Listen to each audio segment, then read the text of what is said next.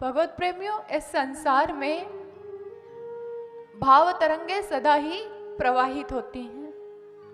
कुछ सकारात्मक होती हैं और कुछ नकारात्मक हुआ करती, कुछ निम्न स्तर की हुआ करती हैं और कुछ उच्च स्तर की हुआ करती। और इन तरंगों का, इन स्पंदन का झंझावाती जो चक्र होता है वो सदैव ही इस ब्रह्मांड में विद्यमान रहता है।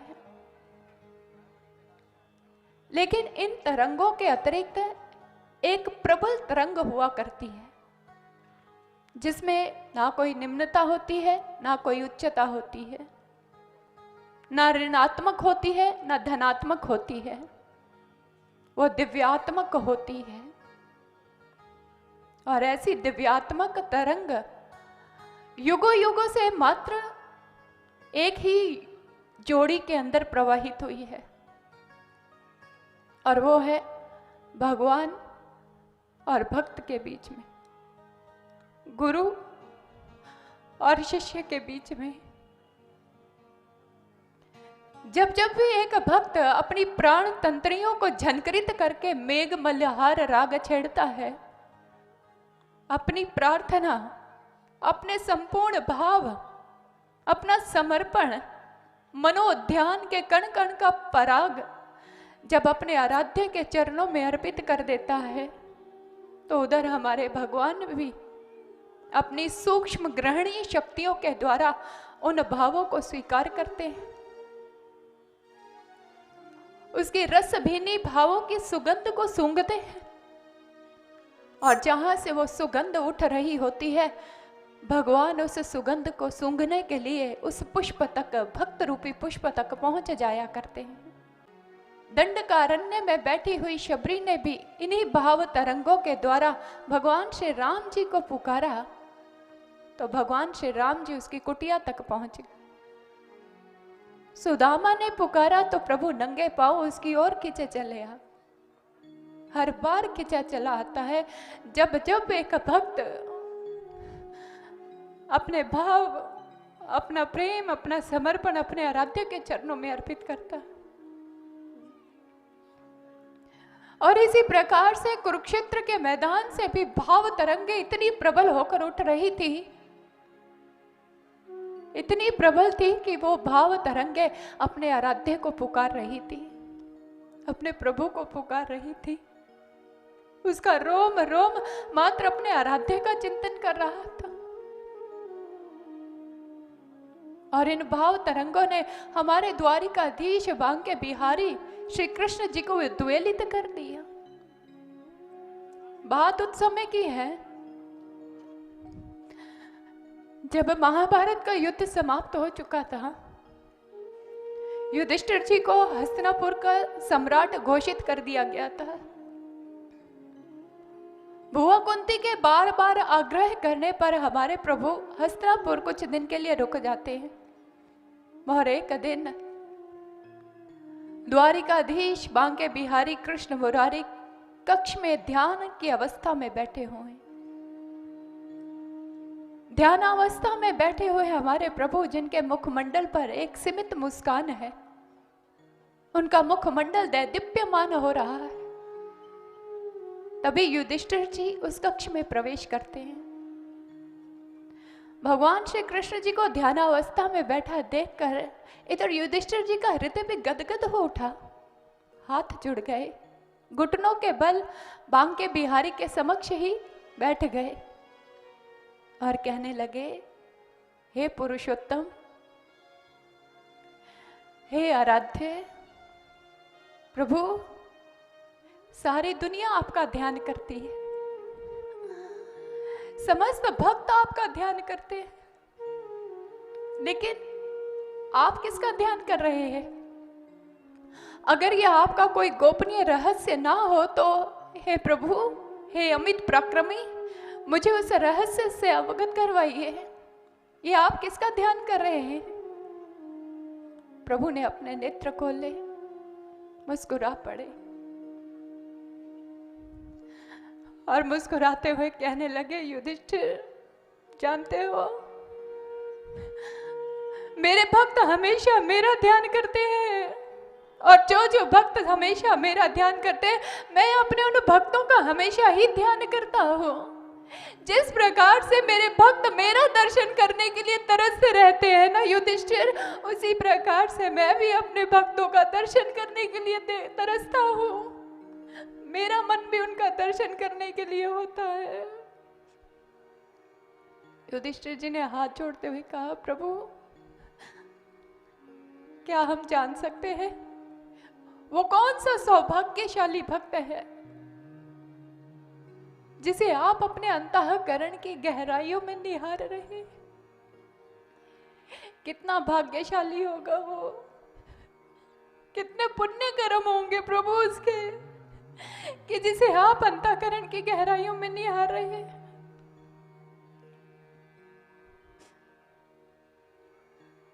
युधिष्ठिर जी को प्रभु कहने लगे, हे युधिष्ठिर, बाण छैया पर पड़े हुए पितामह भीष्म, जिनकी लड़खड़ाती हर श्वास मात्र मेरा ही चिंतन कर रही है,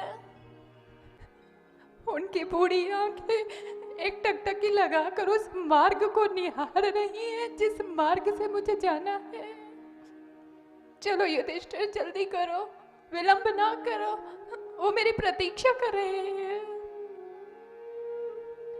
और इधर बाण शैया पर पड़े हुए पितामह भीष्म, जिनका रोम रोम मात्र अपने आराध्य को पुकार रहा है, अंतःकरण से भावों की तरंगे बार बार उठ रही है, प्रभु के आगे प्रार्थना कर रहा है, हे द्वारिकाधीश, मैं जानता हूं प्रभु कि आपके दर्शनों का सुअवसर किसी को सहजता से नहीं मिलता है। जब पुण्य संस्कार एकत्रित होते हैं, फिर कहीं जाकर एक भक्त को आपके दर्शन प्राप्त होते हैं, फिर कहीं जाकर एक भक्त अपने इस मस्तक को आपके श्री चरणों में रख पाता है। मैं जानता हूँ, मैं जानता हूँ प्रभु, मेरे पास पुण्यों का खजाना नहीं है। मैं मानता हूँ मैंने ऐसा कोई कर्म नहीं किया जिस कर्म पर तो रीझ कर मुझे दर्शन देने के लिए आ जाए, लेकिन द्वारिकाधीश, हमें यह पता है जो वचन एक बार आपके मुख से निकल जाता है वो वेदवाणी बन जाया करता है। फिर प्रकृति में भी ऐसा साहस नहीं कि आपके उस वचन को पलट दे। और इस बाण छैया पर पड़े हुए मैं उसी वचन के सहारे जीवित हूँ। आपने मुझे कहा था कि मैं दर्शन देने के लिए जरूर आऊंगा, मेरा इंतजार करना। मैं इंतजार कर रहा हूँ प्रभु, मुझे दर्शन देने के लिए आ जाइए। हे प्रभु, बहुत सौभाग्यशाली होते हैं वो लोग जो हमेशा तेरे साथ रहते हैं, जो हर पल तेरे साथ रहकर तेरी लीलाओं को देखते हैं, जो हर पल तेरे संग रहकर अपने नेत्रों से तुझे निहारते रहते हैं। मेरा ऐसा सौभाग्य नहीं है। जानते हो द्वारिकाधीश, जब जब भी मैंने अर्जुन को तुम्हारे साथ देखा, जब जब भी मैंने तुम्हें उस पर करुणा लुटाते हुए, प्रेम लुटाते हुए देखा, प्रभु, हर बार मेरे मन में भी ये बात आई कि मैं ऐसा क्यों नहीं हूं, मुझे तुम्हारा इतना सानिध्य क्यों नहीं मिल सकता है। हे प्रभु, जब एक पिता बनकर तुम अर्जुन का मार्ग प्रशस्त करते हो ना, मेरा भी बहुत मन करता है कि आप भी मेरा मार्ग प्रशस्त करें। हे प्रभु, मैं मानता हूँ मैं तेरे अर्जुन जैसा नहीं हूँ, अर्जुन जैसे पुण्य कर्म मैंने नहीं किए, नहीं है मेरे पास पुण्यों का खजाना, लेकिन मैं तुझे पाना चाहता हूँ। इस संसार से जाने से पहले अपने इन नेत्रों में तेरी रूप माधुरी को भरकर लेकर जाना चाहता हूँ। हे प्रभु, अगर अर्जुन तुम्हारी पवित्र सरिता की तरह है तो मैं मलिन सरिता हूं। लेकिन द्वारिकाधीश एक बात कहे, आपका हृदय तो सागर की तरह है, विशाल सागर की तरह, और सागर कभी पक्षपात नहीं करता है प्रभु। चाहे उसके अंदर कोई मलिन सरिता आकर समाहित हो या कोई गंदा नाला आकर समाहित हो, अरे सागर तो उन दोनों को सहर्ष अपने अंक में समाहित कर लेता है। प्रभु अगर अर्जुन तेरी पवित्र सरिता है तो मैं गंदा नाला हूं, अवगुणों से भरा हुआ, कोई गुण नहीं है मुझ में, कोई गुण नहीं है। लेकिन फिर भी तेरी बड़ी कृपा है, तेरी बहुत करुणा है मुझ पर कि तू अपने दर्शनों से हमेशा मुझे संवारता आया, अपनी कृपा दृष्टि से मुझे निहारता आया है। एक बार फिर से प्रभु, एक बार फिर से मुझे दर्शन देने के लिए आ जाओ। मेरी नम निगाहों ने तुझे आवाज दी है, तुझे दिल की आहों ने आवाज दी है। खड़ा हो तेरे राह में, तेरे इंतजार में, तुझे इन राहों ने आवाज दी है। हवा थम गई, वक्त ठहर गया, तुझे रुकी हुई इन सांसों ने आवाज दी है। सोचता हूं ना आए तुम तो क्या होगा मेरा, सोचता हूं ना आए तुम तो क्या होगा मेरा। मेरे बेचैन इन ख्यालों ने तुझे आवाज दी है, मेरे बेचैन इन ख्यालों ने तुझे आवाज दी है। हे प्रभु, अब इस बूढ़े शरीर में इतना सामर्थ्य नहीं कि और इंतजार कर सके। बस प्रभु, मैंने अपने ये प्राण तुम्हारे दर्शन करने तक रोक रखे हैं। हे प्रभु, मुझे आकर दर्शन दे दीजिए। हरिधर बांके बिहारी कृष्ण मुरारी समस्त पांडवों के साथ पितामह भीष्म के समीप पहुंच जाते हैं और पितामह के पैरों की ओर जाकर खड़े हो जाते हैं। और उसी समय प्रभु कहने लगे, पितामह कैसे हैं आप? इधर जैसे ही मधुर सी वाणी को पितामह ने श्रवण किया, पितामह गदगद हो गए, नेत्रों से हर्ष के आंसू प्रवाहित हो उठे। आ गए मधुसूदन, तुम आ गए मुझे दर्शन देने के लिए, मैं धन्य हो गया। नहीं ऐसे गुण कि तू मेरे तक चला आए, नहीं था मेरे पास ऐसे पुण्यों का खजाना जो तुझे खींच कर यहाँ पर ले आए। ये तेरी करुणा है प्रभु, ये तेरी दया है कि तू मुझे इतना सम्मान दे रहा है। मैं धन्य हुआ प्रभु आपके दर्शन करके। मैं अपने इंद्रियों में आपकी रूप माधुरी को भरकर लेकर जाना चाहता हूँ। मैं अपने हृदय के आसन पर मात्र आपको बिठाना चाहता हूँ प्रभु। हे गिरिधर, मैं नहीं चाहता कि मेरे मन में कोई प्रश्न रह जाए, कोई संशय रह जाए। मैं उन सब का निवारण करके यहाँ से जाना चाहता हूँ। प्रभु कहने लगे, कहिए पितामह, आप क्या कहना चाहते हैं? पितामह ने कहा, प्रभु मैंने सारी उम्र कोई ऐसा कार्य नहीं किया, यहाँ तक कि मैंने अपने इंद्रियों के द्वारा भी कोई ऐसा कार्य नहीं किया है। लेकिन मधुसूदन, मुझे ये किस पाप की सजा मिल रही है कि बाण छैया पर पड़े पड़े मैं इस पीड़ा को सहन कर रहा हूं।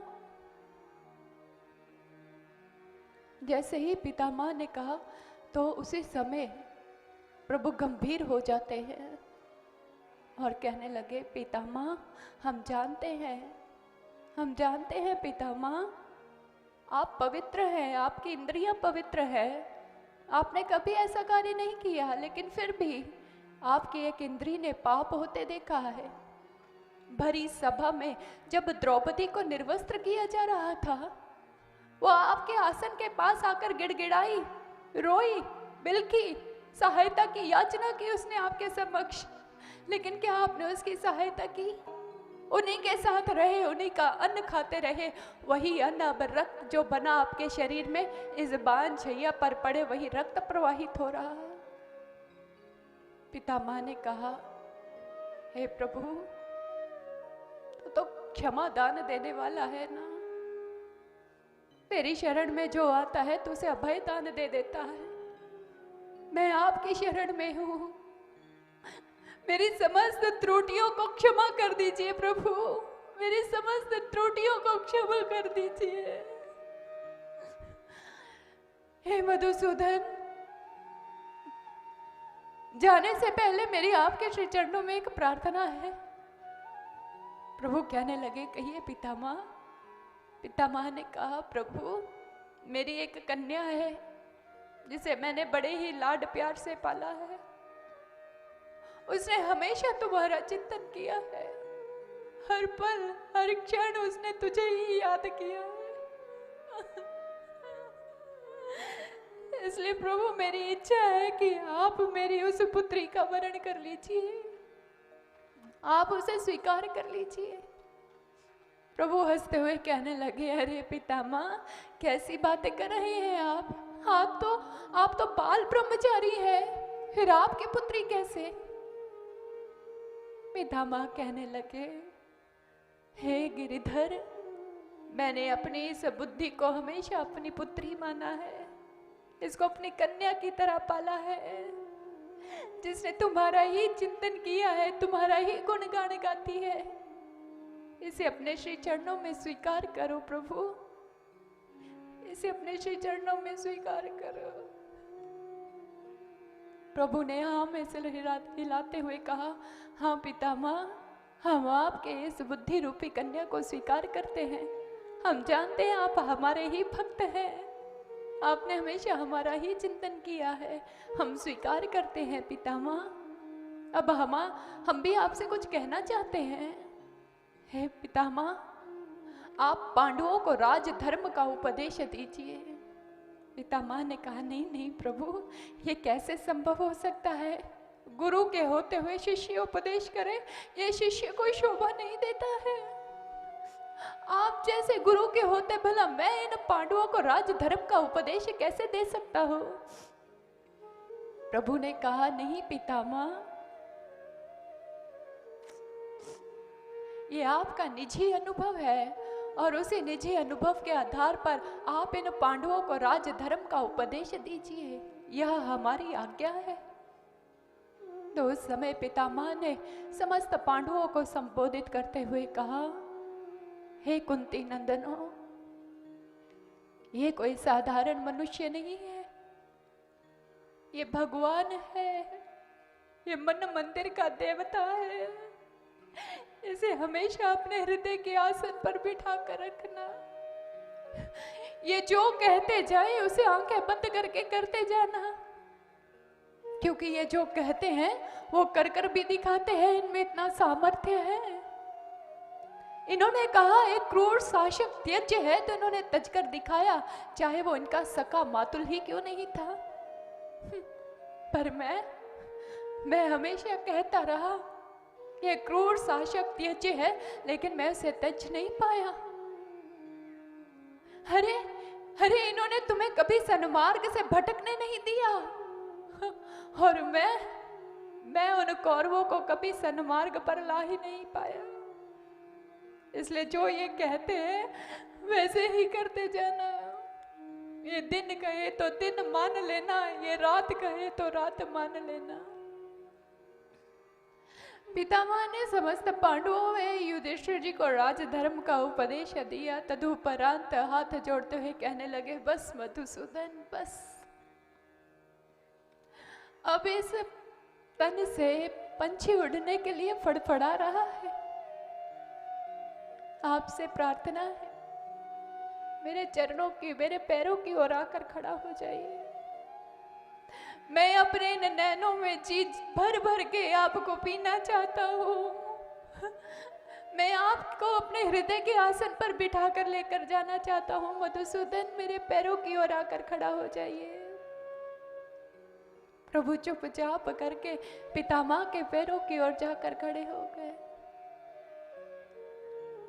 इधर पितामह प्रभु को निहार रहे हैं और आज प्रभु के नेत्रों से पितामह भीष्म के लिए प्रेम की इतनी वर्षा प्रवाहित हो रही है, इतनी वर्षा हो रही है कि पितामह उसमें डूबते चले जा रहे हैं।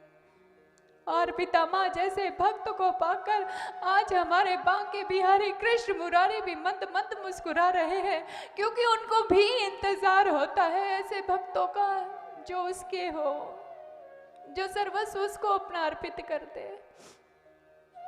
और पितामह ने प्रभु का दर्शन करते करते अपने पंच भौतिक शरीर का परित्याग कर दिया।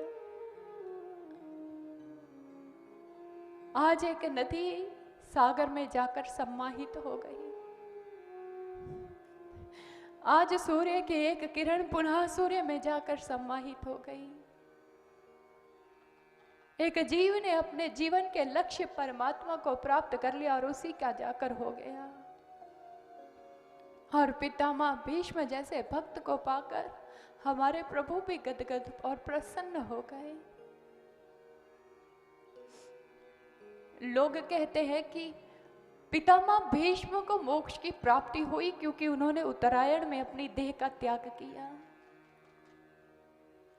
और अक्सर लोग यह कहते हैं अगर उत्तरायण में अपनी देह का आप त्याग करेंगे तो आपको स्वर्ग की प्राप्ति होगी, अगर दक्षिणायन में अपनी देह का त्याग करेंगे तो आपको नरक की प्राप्ति होगी।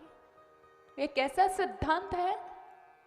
एक इंसान सारी उम्र गलत कार्य करता रहे और उत्तरायण में अपनी देह का त्याग करते तो क्या उसे स्वर्ग की प्राप्ति हो जाएगी? नहीं भगवत प्रेमियों, महापुरुषों की, ऋषि मुनियों की वाणी को हम बुद्धि से नहीं समझ सकते हैं। उत्तरायण एक अवस्था का नाम है, जिस अवस्था में एक भक्त अपने प्रभु का ध्यान करते हुए अपने पंच भौतिक शरीर का परित्याग करता है, उसकी उस अवस्था को उत्तरायण कहते हैं। आप लोगों ने भी श्रवण किया होगा कि लोग कहते हैं कि अगर काशी में जाकर अपने प्राणों का परित्याग करेंगे तो सीधा मोक्ष की प्राप्ति हो जाती है।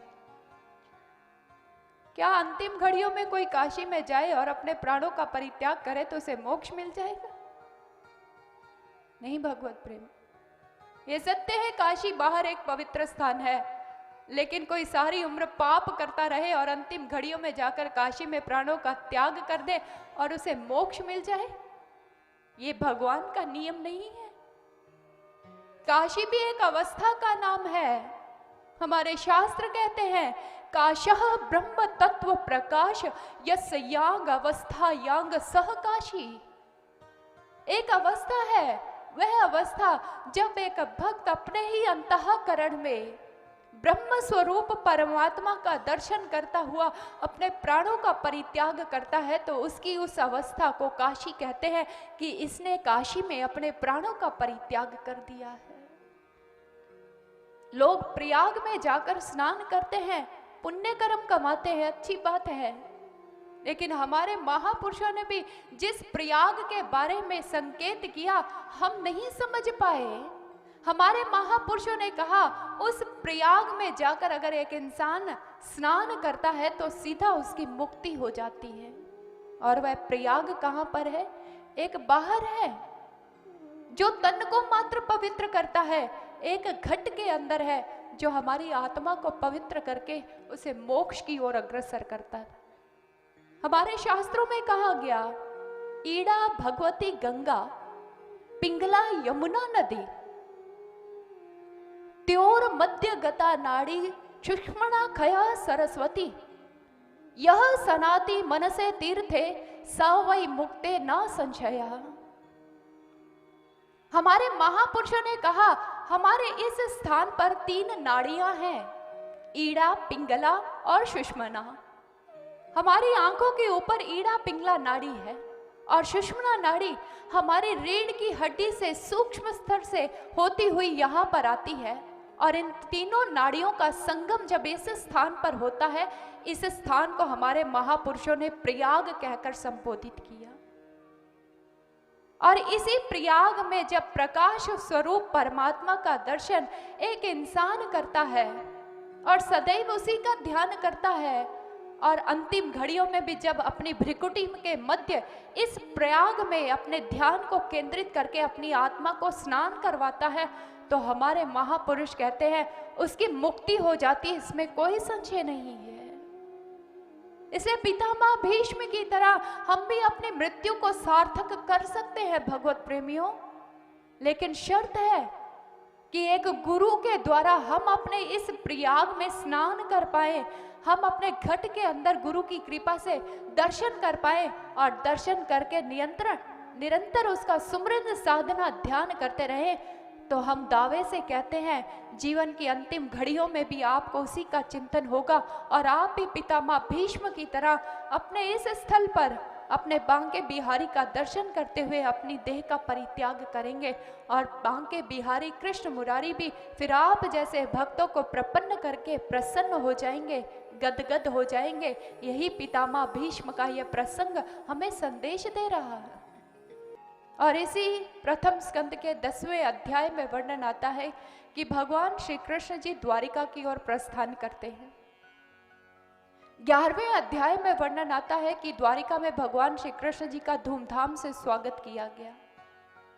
12वें अध्याय में वर्णन आता है कि उत्तरा एक पुत्र को जन्म देती है, उसके गर्भ में उनके पुत्र की रक्षा भगवान श्री कृष्ण जी ने की थी, उसे पूर्ण रूप से रक्षित कर दिया, इसलिए उत्तरा के उस पुत्र का नाम परीक्षित रख दिया गया। 13वें अध्याय में वर्णन आता है कि विदुर जी धृतराष्ट्र व गांधारी को उस सनातन मार्ग की ओर बढ़ने की प्रेरणा देते हैं। 14वें अध्याय में वर्णन आता है कि अर्जुन समस्त पांडवों को आकर यह समाचार देता है कि हमारे प्रभु अपनी समस्त लीलाओं को समेटकर अपने दिव्य लोक जा चुके हैं। पांडवों ने यह सोचा कि अब यहाँ पर रहने का हमारा भी कोई औचित्य नहीं बनता है। उन्होंने अपना साम्राज्य अपने पौत्र परीक्षित को सौंप दिया और स्वयं उसी एक सनातन मार्ग की ओर अग्रसर हो गए। इधर सूची शौनक आदि ऋषियों को बताते हैं, वह बताते हैं कि राजा परीक्षित जी एक बहुत अच्छे सम्राट थे और उन्होंने अपनी प्रजा का पालन ठीक उसी प्रकार से किया जिस प्रकार से एक पिता अपने पुत्र का पालन करता है, अपनी संतान का पालन पोषण करता है।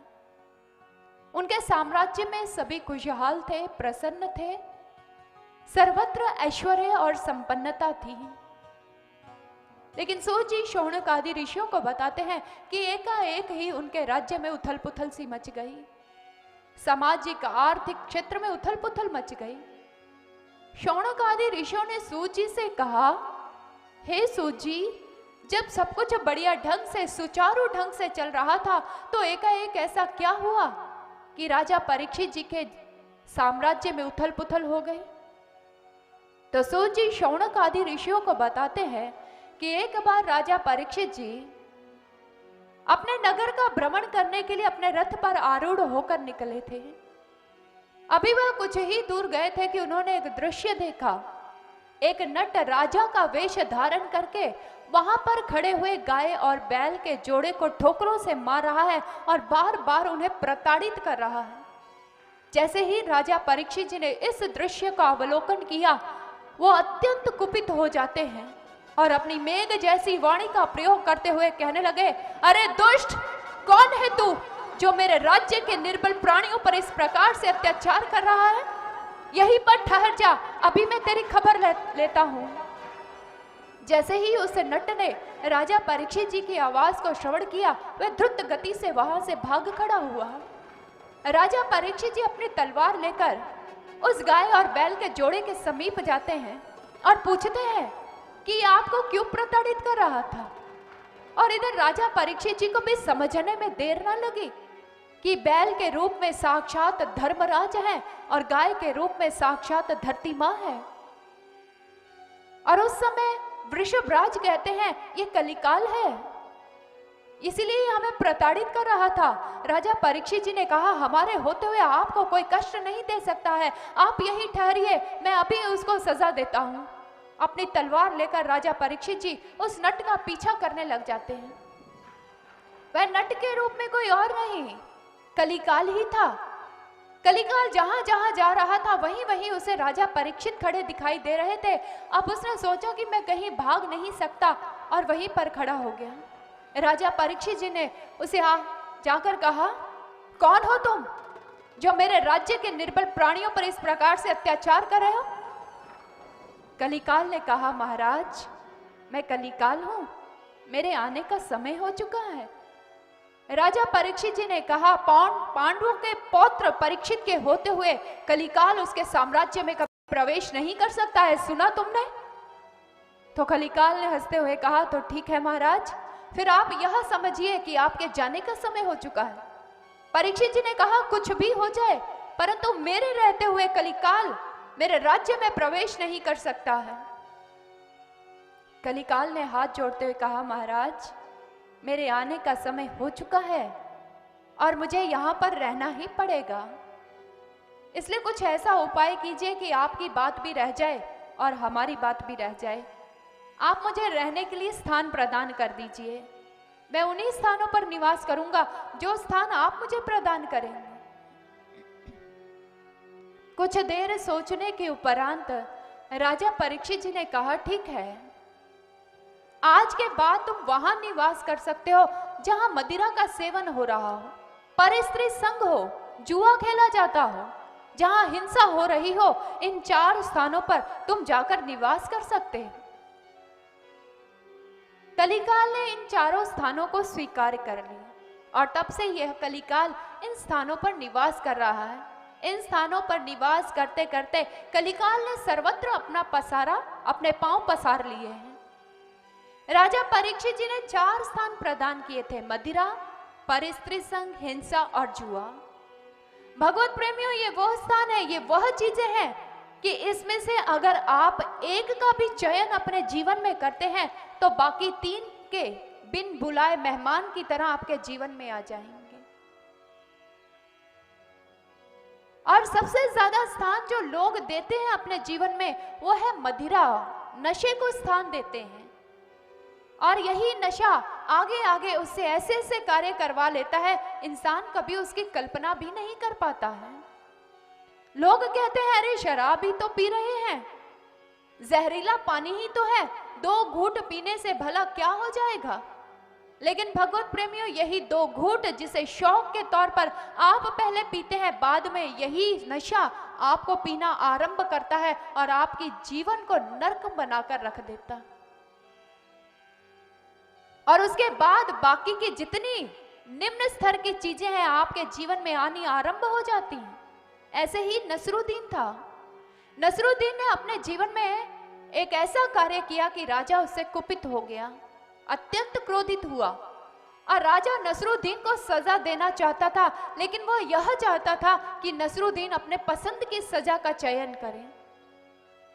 नसरुद्दीन को बुलाया गया और उसे उस स्थान पर खड़ा किया गया जिस स्थान के सामने ही 4 कमरे थे, चारों के दरवाजे बंद थे। और राजा ने नसरुद्दीन को संबोधित करते हुए कहा कि इन 4 कमरों के अंदर जो भी चीज है तुम्हें उसे स्वीकार करना पड़ेगा और यही तुम्हारी सजा होगी। नसरुद्दीन ने सोचा कि गलती की है तो सजा तो पानी ही पड़ेगी, इसलिए उसने पहला दरवाजा खोला तो उस कमरे में मांस पड़ा हुआ था। नसरुद्दीन ने झट से उस दरवाजे को बंद करते हुए कहा, नहीं नहीं, मैंने आज तक अपने जीवन में मांस का भक्षण नहीं किया है, तो फिर मैं इसका सेवन कैसे कर सकता हूं। दूसरा दरवाजा खोला, वहां एक वैश्या बैठी हुई थी, अत्यंत रूपवती, और वह अपनी अदाओं से नसरुद्दीन को अपनी ओर आकर्षित करने लग गई। लेकिन नसरुद्दीन ने झट से उस दरवाजे को बंद कर दिया। नहीं नहीं, ये बुरा कार्य मैं अपने जीवन में नहीं कर सकता, मैं किसी पर स्त्री का संग नहीं कर सकता हूं। तीसरा दरवाजा खोला तो तीसरे दरवाजे में फांसी का फंदा लटक रहा था। नसरुद्दीन हतप्रभ रह गया, अपने ही हाथों से अपने गले में ये फांसी का फंदा कैसे डाल सकता हूं। अभी एक कमरा और है, देखता हूं वहां क्या पड़ा है। तीसरे कमरे को भी बंद कर दिया। और उसके बाद जैसे ही चौथा दरवाजा खोला तो वहां शराब की बोतल पड़ी हुई थी। नसरुद्दीन ने उस बोतल को बड़े ध्यान से देखा और देखने के बाद उसके मन में एक विचार आया, अरे कहते हैं ये कड़वा पानी ही तो है, सजा तो मुझे भोगनी ही पड़ेगी, क्यों ना इस कड़वे पानी की 2 घूंट भर ली जाए, सजा भी पूरी हो जाएगी और मैं अन्य कुकर्मों से भी बच जाऊंगा। और उसी समय नसरुद्दीन आगे बढ़ता है, शराब की बोतल को अपने हाथों में लेता है और उसमें से 2-4 घूंट भर लेता है। जैसे ही वो कड़वा पानी अंदर गया, नशा चढ़ना शुरू हुआ और सोचने लगा, अरे 2-4 घूंट भरे हैं, क्यों ना कुछ और भर लूं, इसका क्या नुकसान हो सकता है। नसरुद्दीन ने 2-4 घूंट और भर लिए। जैसे ही नशा उसके ऊपर और सवार हुआ, धीरे धीरे करके नसरुद्दीन ने सारी की सारी बोतल अपने अंदर डाल ली और नशे में पूरी तरह से चूर हो गया। नशा उसके सिर के ऊपर इतना सवार हुआ कि लड़खड़ाते कदमों ने पहले दरवाजे को जाकर खोल दिया जहां पर मांस भरा पड़ा हुआ था। इतना नशा चढ़ा था कि जिस चीज का सेवन नसरुद्दीन ने कभी नहीं किया था, आज उसी मांस को उसने उठाया और उसको खाना आरंभ कर लिया और मांस का सेवन भी कर डाला। फिर लड़खड़ाते कदम है और उन्हीं लड़खड़ाते कदमों से उसने जब दूसरा दरवाजा खोला तो क्या हुआ, वहां वैश्या थी जिसने अपनी चितवन के द्वारा उस नसरुद्दीन को इस प्रकार से आकर्षित किया कि नसरुद्दीन उसकी बाहों में जाकर गिर गया और आज नसरुद्दीन ने पर स्त्री संग भी कर डाला। धीरे धीरे करके नसरुद्दीन का जैसे ही नशा उसके सिर से उतरा तो क्या हुआ, पश्चाताप की भावना से पूरित हो जाता है और यह सोचने लगा, अरे जिसे मैं 2 घूंट कहकर अपने जीवन में अपना लिया, जिसे मैंने 2 घूंट समझकर, कड़वा पानी समझकर जिसे मैंने पी लिया, उसने मेरी सारी जिंदगी को बर्बाद करके रख दिया। मैंने कभी मांस नहीं खाया था, मैंने कभी पर स्त्री संग नहीं किया था, समाज में मेरा नाम था, मेरी प्रतिष्ठा थी, सम्मान था, लोग क्या कहेंगे अब मुझे।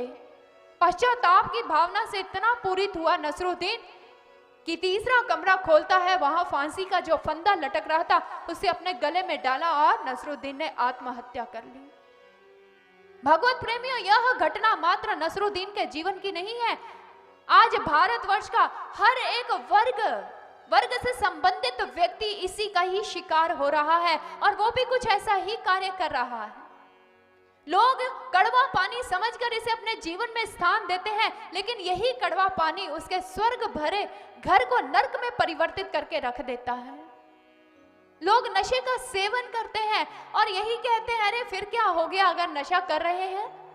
लेकिन इसी शराब ने, इसी नशे ने हमारे भारतवर्ष को निम्न सोपान तक पहुंचा दिया है, निम्न सोपान तक, जहां भारतीयों का चरित्र हमेशा ही संस्कारमयी था, वह अच्छे चरित्र के स्वामी हुआ करते थे। आज उसी भारत के लोगों का चरित्र दिन प्रतिदिन गिरता चला जा रहा है और उनके कदम अनैतिकता की ओर बढ़ते चले जा रहे हैं।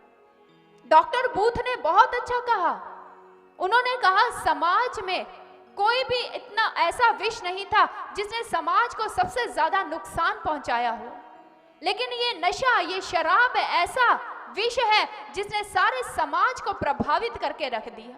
इसने ज्यादा से ज्यादा लोगों को कंगाल किया, इसने ज्यादा से ज्यादा बच्चों को अनाथ कर दिया, इसने ज्यादा से ज्यादा दुर्घटनाएं करवाई, इसने ज्यादा से ज्यादा स्त्रियों के मांग के सिंदूर को छीन लिया, इसने ज्यादा से ज्यादा लोगों को कंगाल कर दिया, इसने ज्यादा से ज्यादा लोगों को उसके चरित्र से नीचे गिरा दिया।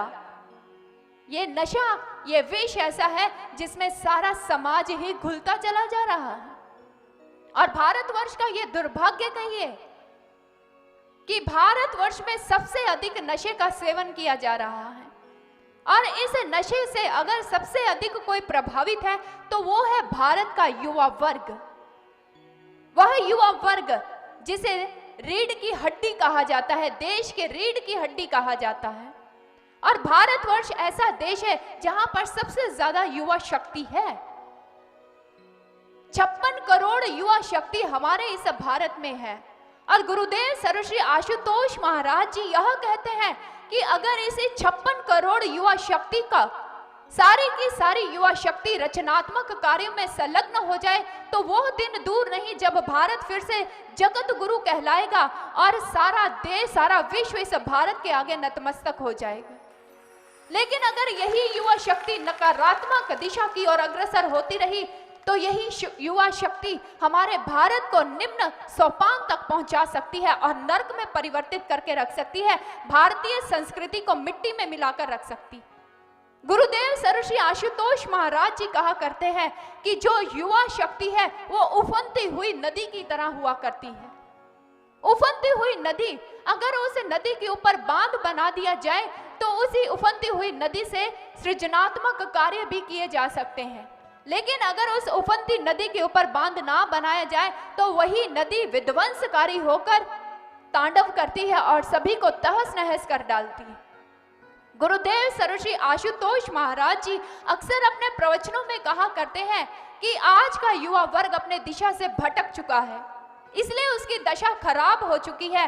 लेकिन अगर युवा शक्ति को सही दिशा प्रदान कर दी जाए तो वो दिन दूर नहीं जब भारत में फिर से भगत सिंह पैदा होगा, वो दिन दूर नहीं जब भारत में फिर से चंद्रशेखर आजाद पैदा होगा, वो दिन दूर नहीं जब राजगुरु और सुखदेव फिर से इस भारत में जन्म लेंगे और भारत को पुनः उन्नति के शिखर पर पहुंचा देंगे। लेकिन आज का युवा वर्ग अपने जीवन के लक्ष्य को भूल चुका है और दिन प्रतिदिन नकारात्मक दिशा की ओर अग्रसर होता चला जा रहा है।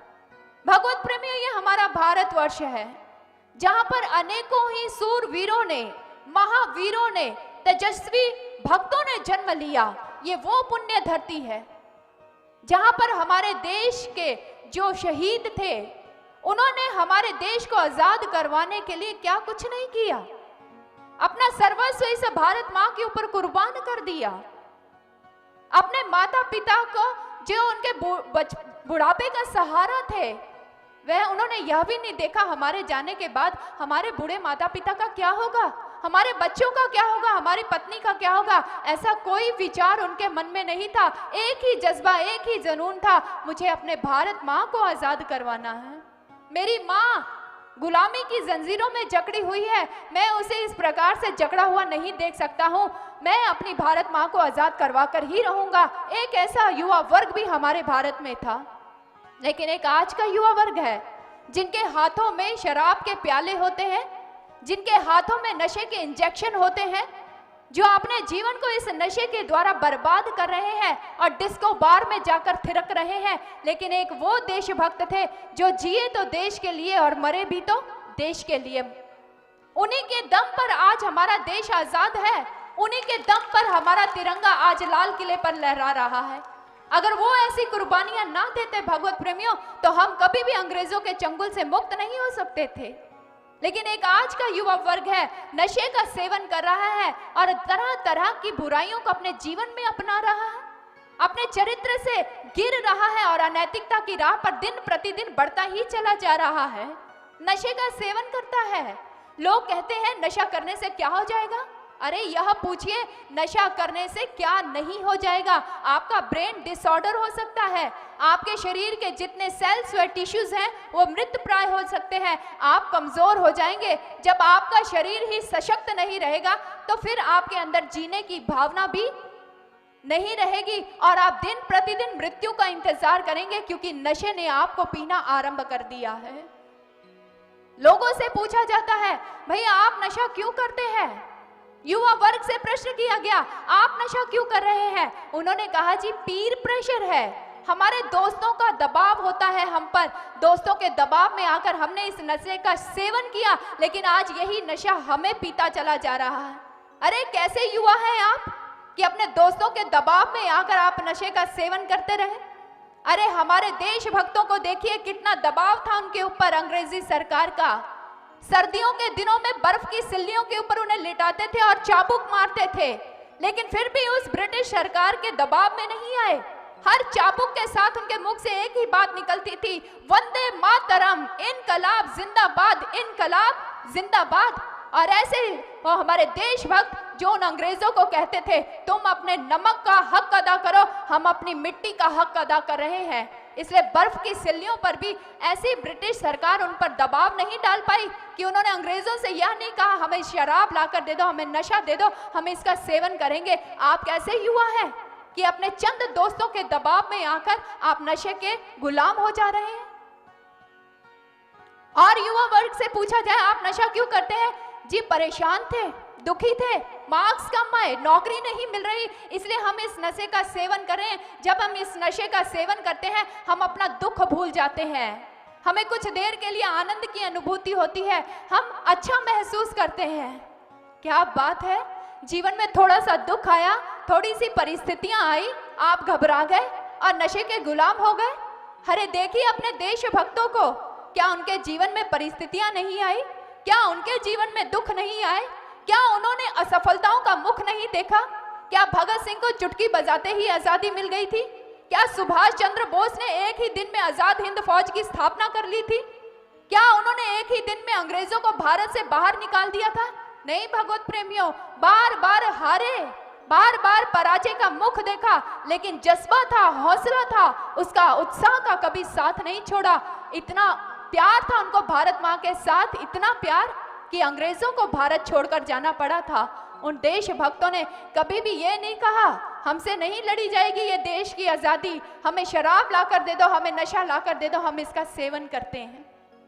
लेकिन आज भारत का ये दुर्भाग्य कि जिस भारत पर इतने शूर वीर योद्धा हुए, जिस युवा शक्ति के बल पर हमारा देश हमेशा ही प्रगति की ओर अग्रसर होता रहा, अरे समस्त युवाओं के बल पर ही हमारे देश में इतनी क्रांति आई है। भगवान श्री राम जी युवा थे जिन्होंने रावण का वध कर दिया। भगवान श्री कृष्ण जी भी युवा थे जिन्होंने कंस का वध कर दिया। रानी लक्ष्मीबाई युवा थी जिसने छोटी सी उम्र में ही अंग्रेजों के दांत खट्टे कर दिए। छत्रपति शिवाजी महाराज भी युवा थे, क्या उनके जीवन में परिस्थितियां नहीं आई? क्या उनके जीवन में दुख नहीं आए? उन समस्त परिस्थितियों को सहते हुए, उन समस्त दुखों का सामना करते हुए उन्होंने मुगलों के तख्त को हिलाकर रख दिया था। अरे युवा शक्ति में बहुत दम है, वो सब कुछ कर सकता है। लेकिन आज भारत का ये दुर्भाग्य कि भारत का युवा वर्ग इस नशे की दलदल में धंसता चला जा रहा है और भारत को निम्न सोपान तक ले जाने के लिए अग्रसर हो रहा है।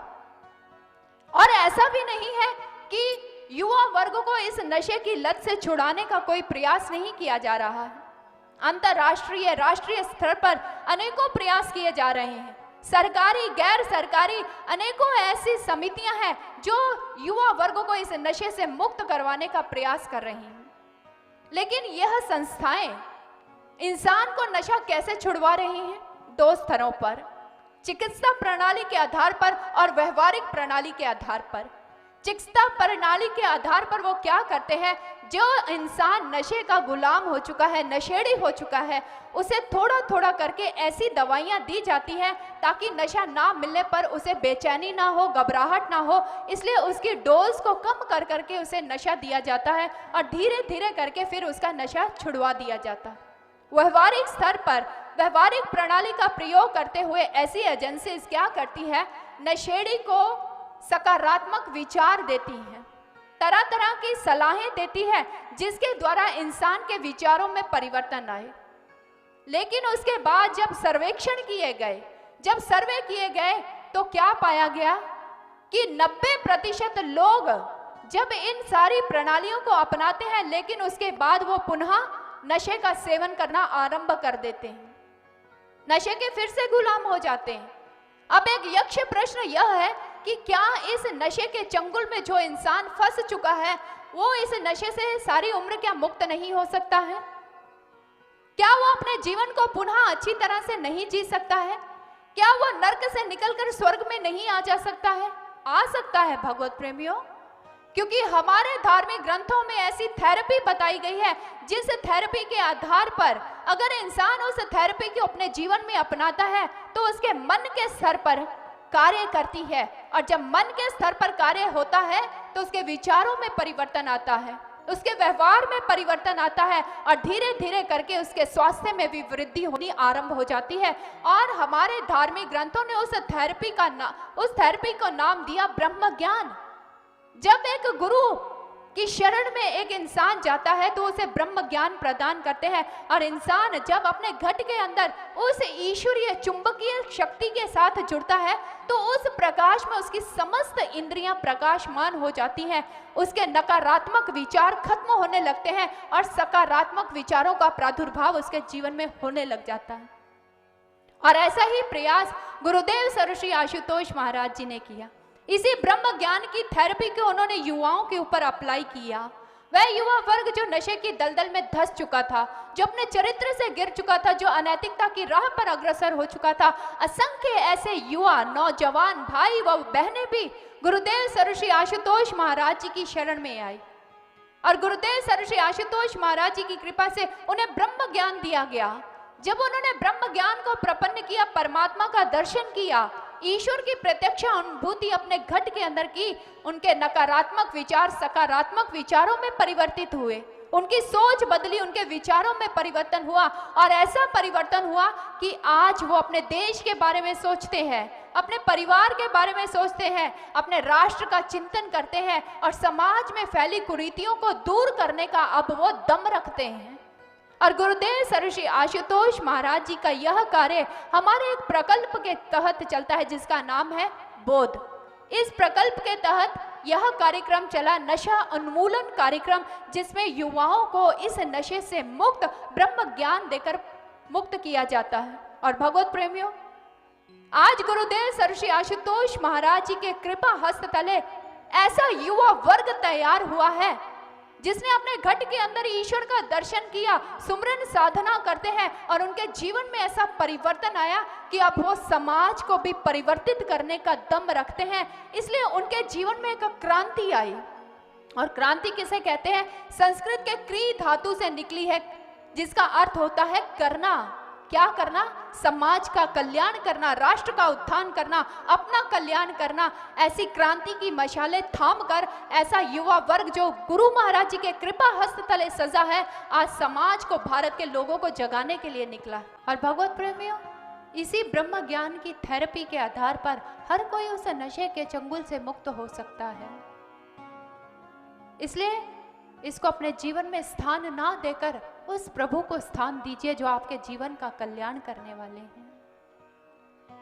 और इस प्रकार से राजा परीक्षित जी ने ये 4 स्थान कलिकाल को जब प्रदान किए तो कलिकाल ने कहा, महाराज कोई तो अच्छा स्थान प्रदान कीजिए जहां मैं निवास कर सकूं।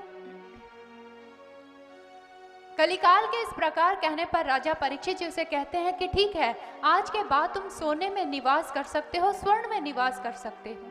और राजा परीक्षित जी वहां से अपने महल की ओर प्रस्थान कर जाते हैं। कुछ दिनों के बाद राजा परीक्षित जी ने अपने पूर्वजों के द्वारा पड़ी हुई धरोहर का अवलोकन किया। एक बड़ी सी पेटिका को खोला तो क्या देखते हैं, उसमें एक स्वर्ण जड़ित रत्न मुकुट पड़ा हुआ है। मंत्रियों ने बार बार आग्रह किया कि राजन, यह आपको धारण करना चाहिए। राजा परीक्षित जी ने उस स्वर्ण मुकुट को अपने सिर पर धारण कर लिया। जैसे ही धारण किया, कलिकाल उसमें प्रवेश कर गया, क्योंकि वो अन्याय के द्वारा लाया गया था, अनीति के द्वारा उसको भीम लेकर आया था जो जरासंध का था। इसलिए अनीति के, अन्याय के सोने में आकर कलिकाल प्रवेश कर गया। और उस दिन राजा परीक्षित जी के मन में आता, क्यों ना आज आखेट खेलने के लिए चला जाया जाए, क्योंकि आज से पहले राजा परीक्षित जी कभी भी आखेट खेलने के लिए नहीं गए थे। लेकिन उस मुकुट को धारण करते ही राजा परीक्षित जी के मन में आखेट खेलने की इच्छा ने जन्म लिया, और अपने रथ पर आरूढ़ होकर वो अरण्य की ओर निकल जाते हैं। और वहां जाकर उन्होंने अपने धनुष के ऊपर अपने बाणों का संधान किया और कितने ही पशु पक्षियों को मार दिया। सारा दिन आखेट करते रहे। आखेट खेलते खेलते राजा परीक्षित जी को पिपासा सताने लगी, तो पानी की तलाश में इधर उधर घूमते हैं कि उनकी नजर एक कुटीर के ऊपर पड़ती है। और वह कुटीर किसी और की नहीं, ऋषि शमीक जी का वह आश्रम था। और वह वहां पर जाकर आवाज लगाते हैं, अरे कुटिया में कोई है, हमें प्यास लगी है, हम पानी पीना चाहते हैं। लेकिन भीतर से कोई आवाज नहीं आई, क्योंकि उस समय ऋषि शमीक जी ध्यान अवस्था में बैठे हुए थे और अंतःकरण की गहराइयों में उतरे हुए थे। राजा परीक्षित जी ने फिर आवाज लगाई, अरे हम कह रहे हैं कोई है, हमें प्यास लगी है, हम पानी पीना चाहते हैं। लेकिन भीतर से फिर भी कोई आवाज ना आई तो इधर राजा परीक्षित जी अत्यंत कुपित हो जाते हैं और द्रुत कदमों के साथ कुटीर में प्रवेश करते हैं। ऋषि शमीक जी को ध्यान अवस्था में बैठा देखकर और क्रोधित हो जाते हैं और कहने लगे, हे मूर्ख ऋषि, क्या तू नहीं जानता है कि तेरे द्वार पर आज इस साम्राज्य का सम्राट आया और बार बार पानी की याचना कर रहा है? मेरे बार बार पानी मांगने पर भी तुमने मुझे पानी नहीं दिया और इस प्रकार से ढोंग कर रहे हो। लेकिन ऋषि शमीक जी ध्यान अवस्था में उतर चुके थे, उन्हें बाहर का कोई भान नहीं था। लेकिन इधर राजा परीक्षित जी का क्रोध 7वें आसमान पर था। वह इधर उधर देखने लग जाते हैं कि उनकी दृष्टि एक मृत सर्प के ऊपर पड़ती है। उसी समय राजा परीक्षित जी अपनी तलवार के द्वारा उस मृत सर्प को उठाते हैं और ऋषि शमीक जी के गले में डाल देते हैं और वहां से चले जाते हैं। यह सारा दृश्य अन्य ऋषि बालकों ने देख लिया और उसी समय भागे भागे जाते हैं ऋषि शमीक जी के पुत्र श्रृंगी के पास, जो उस समय कौशिकी नदी में स्नान कर रहे थे। और उन ऋषि बालकों ने जाकर कहा, अरे जानते हो, एक राजा आया था और उसने आपके पिता का इस प्रकार से अपमान किया कि मृत सर्प को उनके गले में डाल दिया। ऋषि शमीक जी के पुत्र श्रृंगी ने जैसे ही ये श्रवण किया, वो भी अत्यंत क्रोधित होते हैं कि किसी राजा का ऐसा दुस्साहस कि वो मेरे पिता का इस प्रकार से अपमान कर जाए। उसी समय कौशिकी नदी से जल को अपनी अंजलि में लेते हैं और यह कहता है कि जिस भी राजा ने मेरे पिता का इस प्रकार से अपमान किया है, मैं उस राजा को यह शाप देता हूं कि आज से ठीक 7वें दिन के पश्चात तक्षक सर्प के डसने से उसकी मृत्यु हो जाएगी। अन्य ऋषि बालकों के साथ ऋषि श्रृंगी जी अपने पिता के पास आते हैं। इधर ध्यान अवस्था से जब वह बाहर निकले तो एकदम से कहने लगे, अरे बालकों, क्या बड़ों के साथ ऐसा उपहास किया जाता है कि मृत सर्प गले में डाल दिया जाए? उनका पुत्र कहने लगा, नहीं पिताजी, हमने कोई आपका अपमान नहीं किया है। एक राजा आया था और उसी ने यह कार्य किया है और मैंने उसे शाप दे दिया है, आज से ठीक 7वें दिन के पश्चात तक्षक सर्प के डसने से उसकी मृत्यु हो जाएगी। इधर ऋषि शमीक जी पूछते हैं, पुत्र क्या तुम जानते हो कि वो राजा कौन था, कहां से आया था? कहने लगा, नहीं पिताजी, यह तो हम नहीं जानते हैं। ऋषि शमीक जी ने दिव्य दृष्टि के द्वारा देखा तो राजा परीक्षित जी थे और उन्होंने उसी समय कहा, अरे पुत्र, बिना सोचे समझे कभी किसी को शाप नहीं देना चाहिए। वे हमारे साम्राज्य के सम्राट थे, उन्होंने अनेकों अश्वमेध यज्ञ किए, वो ब्राह्मणों का आदर करते हैं, वह धर्मात्मा है और तुमने उन्हें शाप दे दिया। वो तो कलिकाल के प्रभाव में थे। अपने शिष्य से कहते हैं, जाओ शिष्य, राजा परीक्षित जी को जाकर यह सूचित किया जाए कि उनके जीवन के मात्र 7 दिन शेष रह गए हैं। और इधर राजा परीक्षित जी जब अपने महल लौटते हैं, उस मुकुट को अपने सिर से जैसे ही उतारा, सुधि लौट आती है। पश्चाताप की भावना से पूरित हो गए, हे प्रभु, यह मेरे हाथों से क्या हो गया? मैंने कितने ही पशु पक्षियों का वध कर दिया। अगर राजा ऐसा कार्य करेगा तो प्रजा कैसी होगी? मुझे इस पाप का पश्चाताप करना ही होगा। पश्चाताप की भावना से पूरित हो चुके राजा परीक्षित जी अनशन व्रत धारण कर लेते हैं और राष्ट्रीय वस्त्रों का परित्याग कर देते हैं। इतने में ऋषि शमीक जी का शिष्य आकर राजा परीक्षित जी को सूचित कर देता है, राजन, आपके जीवन के मात्र 7 दिन शेष रह गए हैं, क्योंकि आपने ऋषि शमीक जी का अपमान किया तो उनके पुत्र ने आपको शाप दे दिया। राजा परीक्षित जी कहने लगे, मैं कोटि कोटि धन्यवाद करता हूं उस बालक का। कम से कम इन 7 दिनों में मैं अपने प्रभु को याद तो करूंगा, मैं उस साधन को अपनाने का प्रयास तो करूंगा जिसके द्वारा मुझे मोक्ष की प्राप्ति हो, मुझे प्रभु के दर्शन हो जाए। ऐसी भावना से पूरित होकर अपने साम्राज्य का परित्याग करके वो चल पड़े। अनेकों महात्माओं के पास गए, सभी के पास जाकर पूछा, जिसके जीवन के मात्र 7 दिन शेष रह गए हो, उसे अपने जीवन में ऐसा क्या उपाय करना चाहिए उसे परमात्मा के दर्शन हो जाए, उसे मोक्ष की प्राप्ति हो जाए। किसी ने कुछ कहा, किसी ने कुछ कहा, लेकिन उसी समय ऋषि राजा परीक्षित जी एक आसन लगाते हैं और आसन लगाते हुए कहने लगे, जो भी मेरे प्रश्न का सही उत्तर जानता है वो इस आसन पर विराजमान होकर मेरे प्रश्नों का समाधान दे। और स्वयं अंतःकरण से प्रभु के आगे प्रार्थना कर रहे हैं, हे प्रभु, मैं संसार में भटक चुका था, मैं अपने लक्ष्य से च्युत हो चुका था।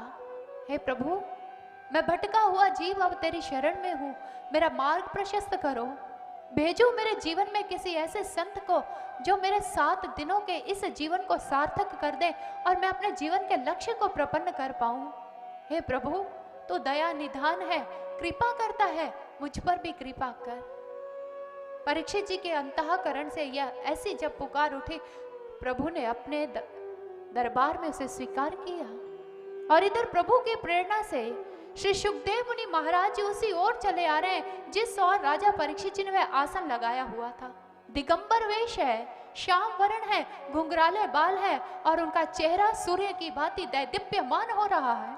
और चुपचाप करके श्री सुखदेव मुनि महाराज जी उस आसन पर आकर विराजमान हो जाते हैं। तो बोलिए श्री सुखदेव मुनि महाराज जी की। राजा परीक्षित जी ने श्री सुखदेव मुनि महाराज जी के चरणों को प्रक्षालित किया, विधिवत उनका पूजन किया और उनके श्री चरणों में बैठ जाते हैं। और इसके साथ ही श्रीमद् भागवत महापुराण का यह प्रथम स्कंद यहीं पर संपन्न होता है। भगवत प्रेमियों, अक्सर हम अपने जीवन में एक बात कहते हैं, ईश्वर की बड़ी कृपा है हम पर, अच्छा घर बार है, संस्कारी संतान है, पुत्र की अच्छी नौकरी लगी हुई है, घर में अच्छी बहू आ गई है, ईश्वर की बड़ी कृपा है। लेकिन हम आपको बताना चाहेंगे ये ईश्वर की कृपा नहीं होती है। यह सब कुछ तो आपको आपके कर्मों के अनुसार मिल रहा है। ईश्वर की वास्तविक कृपा एक जीव पर कब होती है? रामचरितमानस में जब विभीषण जी की भेंट हनुमान जी से होती है तो उस समय विभीषण जी एक बात कहते हैं। वो कहते हैं, अब मोहे भाव भरोसा हनुमंता, बिन हरि कृपा मिले नहीं संता। हे हनुमान जी, आज मुझे विश्वास हो गया है, जब हरि की कृपा इंसान के ऊपर होती है तो उसे एक संत का संग मिलता है, एक ऐसे गुरु का संग मिलता है जो इंसान को बातों में नहीं उलझाता, उसके घट के अंदर उसी समय परमात्मा का दर्शन करवाता है, उसको उसके जीवन के उसके लक्ष्य के साथ अवगत करवाता है। आप भी उस दिन अपने जीवन में ईश्वर की कृपा जानिए जिस दिन आपके जीवन में एक ऐसा तत्ववेत्ता क्षत्रिय ब्रह्मनिष्ठ गुरु का पदार्पण हो जो आपके घट के अंदर शास्त्रों के आधार पर परमात्मा का दर्शन करवा दे। ये ईश्वर की वास्तविक कृपा हुआ करती है जो आज राजा परीक्षित जी के ऊपर हुई। आगे श्रीमद् भागवत महापुराण के द्वितीय स्कंद का वर्णन आता है जिसमें सृष्टि रचना के बारे में बड़े विस्तार से वर्णन किया गया है। चतुश्लोकी भागवत का वर्णन भी इस द्वितीय स्कंद के अंतर्गत ही आता है। समय अभाव है कि हम विस्तार से इसको आपके समक्ष नहीं कह सकते हैं। आगे श्रीमद् भागवत महापुराण के तृतीय स्कंद का वर्णन आता है। श्री सुखदेव मुनि महाराज जी के श्री चरणों में बैठे हुए राजा परीक्षित जी अत्यंत प्रसन्न है क्योंकि अनेकों प्रश्न कर रहे हैं और जिनका समाधान श्री सुखदेव मुनि महाराज जी उन्हें प्रदान कर रहे हैं। तो उस समय राजा परीक्षित जी श्री सुखदेव मुनि महाराज जी से कहने लगे कि हे महानुभाव, हे गुरुदेव, आप मुझे यह बताइए कि विदुर जी की भेंट मैत्रेय जी के साथ कहाँ हुई थी? और महात्मा विदुर जी ने मैत्रेय जी के श्री चरणों में बैठकर कोई साधारण प्रश्न तो किए नहीं होंगे, और उन प्रश्नों का उत्तर मैत्रेय जी ने क्या दिया? हे गुरुदेव, सविस्तार आप मुझे कहिए, मैं आपके मुखार विंद से इस प्रसंग को श्रवण करना चाहता हूं। श्री सुखदेव मुनि महाराज राजा परीक्षित जी को बताते हैं कि बात उस समय की है जब धृतराष्ट्र अन्याय के द्वारा अपने पुत्रों का पालन पोषण कर रहा था और उस समय उसने अपने अनुज पांडु के पुत्रों को जो अनाथ हो चुके थे उन्हें लाक्षागृह में भिजवाकर आग लगवाने का प्रयत्न किया। भरी सभा में जब कुल की मर्यादा द्रौपदी को अपमानित किया जा रहा था उस समय भी उस धृतराष्ट्र ने अपने पुत्र दुशासन को कुछ नहीं कहा। और उसके बाद जब वह पांडव 12 वर्ष का वनवास और 1 वर्ष का अज्ञातवास भोग कर वापस लौट आते हैं तब भी उनका पैतृक जो संपत्ति थी उन्हें वापस नहीं लौटाई गई। और उसके बाद उन पांडवों ने मिलकर एक सभा की जिसमें पांचाल नरेश, मत्स्य देश के राजा विराट, धृष्टद्युम्न, भगवान श्री कृष्ण जी, समस्त पांडव व अन्य राजा लोग सम्मिलित थे। कईयों का मत यह था कि युद्ध के द्वारा साम्राज्य वापस ले लिया जाए, लेकिन कुछ लोग इस मत में थे कि बिना ही रक्तपात के अगर साम्राज्य मिल जाए तो अधिक उचित है, कुल घाती रक्तपात ना हो, कोई ऐसा उपाय करना चाहिए। और उस समय ये मत रखा गया कि किसी ऐसे व्यक्ति को दूत बनाकर हस्तिनापुर भेजा जाए जिसका सम्मान वह कौरव भी करते हों। जैसे ही यह विचार उस सभा में उठा, युधिष्ठिर जी अपने आसन से उठते हैं और बांके बिहारी के श्री चरणों में जाकर बैठ जाते हैं और हाथ जोड़ते हुए कहने लगे, हे मधुसूदन, हे द्वारिकाधीश, इस सारी सभा में मुझे आपके अतिरिक्त अन्य कोई भी नजर नहीं आ रहा जिसका सम्मान वह कौरव भी करते हों। आप उनके भी आदरणीय हैं, वह आपकी बात को जरूर स्वीकार करेंगे। हे प्रभु, मेरी इच्छा है कि आप हमारी ओर से शांति दूत बनकर शांति प्रस्ताव लेकर जाइए। हम युद्ध के बिना अपना साम्राज्य चाहते हैं। प्रभु ने कहा, युधिष्ठिर, उचित विचार है तुम्हारा। कुल घाती रक्तपात ना हो, हम जरूर प्रयास करेंगे। हम शांति दूत बनकर शांति प्रस्ताव लेकर हस्तिनापुर जाने के लिए तैयार हैं युधिष्ठिर। हम तुम्हारे इस प्रस्ताव को स्वीकार करते हैं। सारे सभा सदस्य प्रसन्न हो गए, लेकिन इधर जैसे ही द्रौपदी को पता चला, वह अत्यंत विवल हो जाती है। भगवान श्री कृष्ण जी उसके कक्ष में भी जाते हैं। द्रौपदी ने जैसे ही प्रभु को देखा, कहने लगी, द्वारिकाधीश शांति दूत बनकर जा रहे हैं हस्तिनापुर में? हरे कृष्ण, युद्ध के मैदान में जब बड़े बड़े महारथी आपके श्री चरणों में गिरकर अपनी नाक रगड़ते हैं, वो द्वारिकाधीश शांति दूत बनकर हस्तिनापुर की उस सभा में जा रहा है जहां के लोग गूंगे और बहरे हैं, ना सत्य सुन सकते हैं ना सत्य बोल सकते हैं। आप उस सभा में शांति दूत बनकर जा रहे हैं? नहीं नहीं मधुसूदन, आप उस सभा में मत जाइए।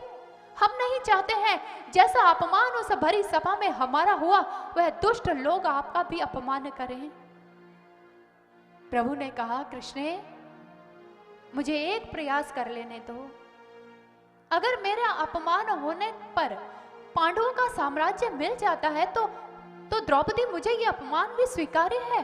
बस मुझे एक प्रयास कर लेने दो शांति का। द्रौपदी ने कहा, शांति?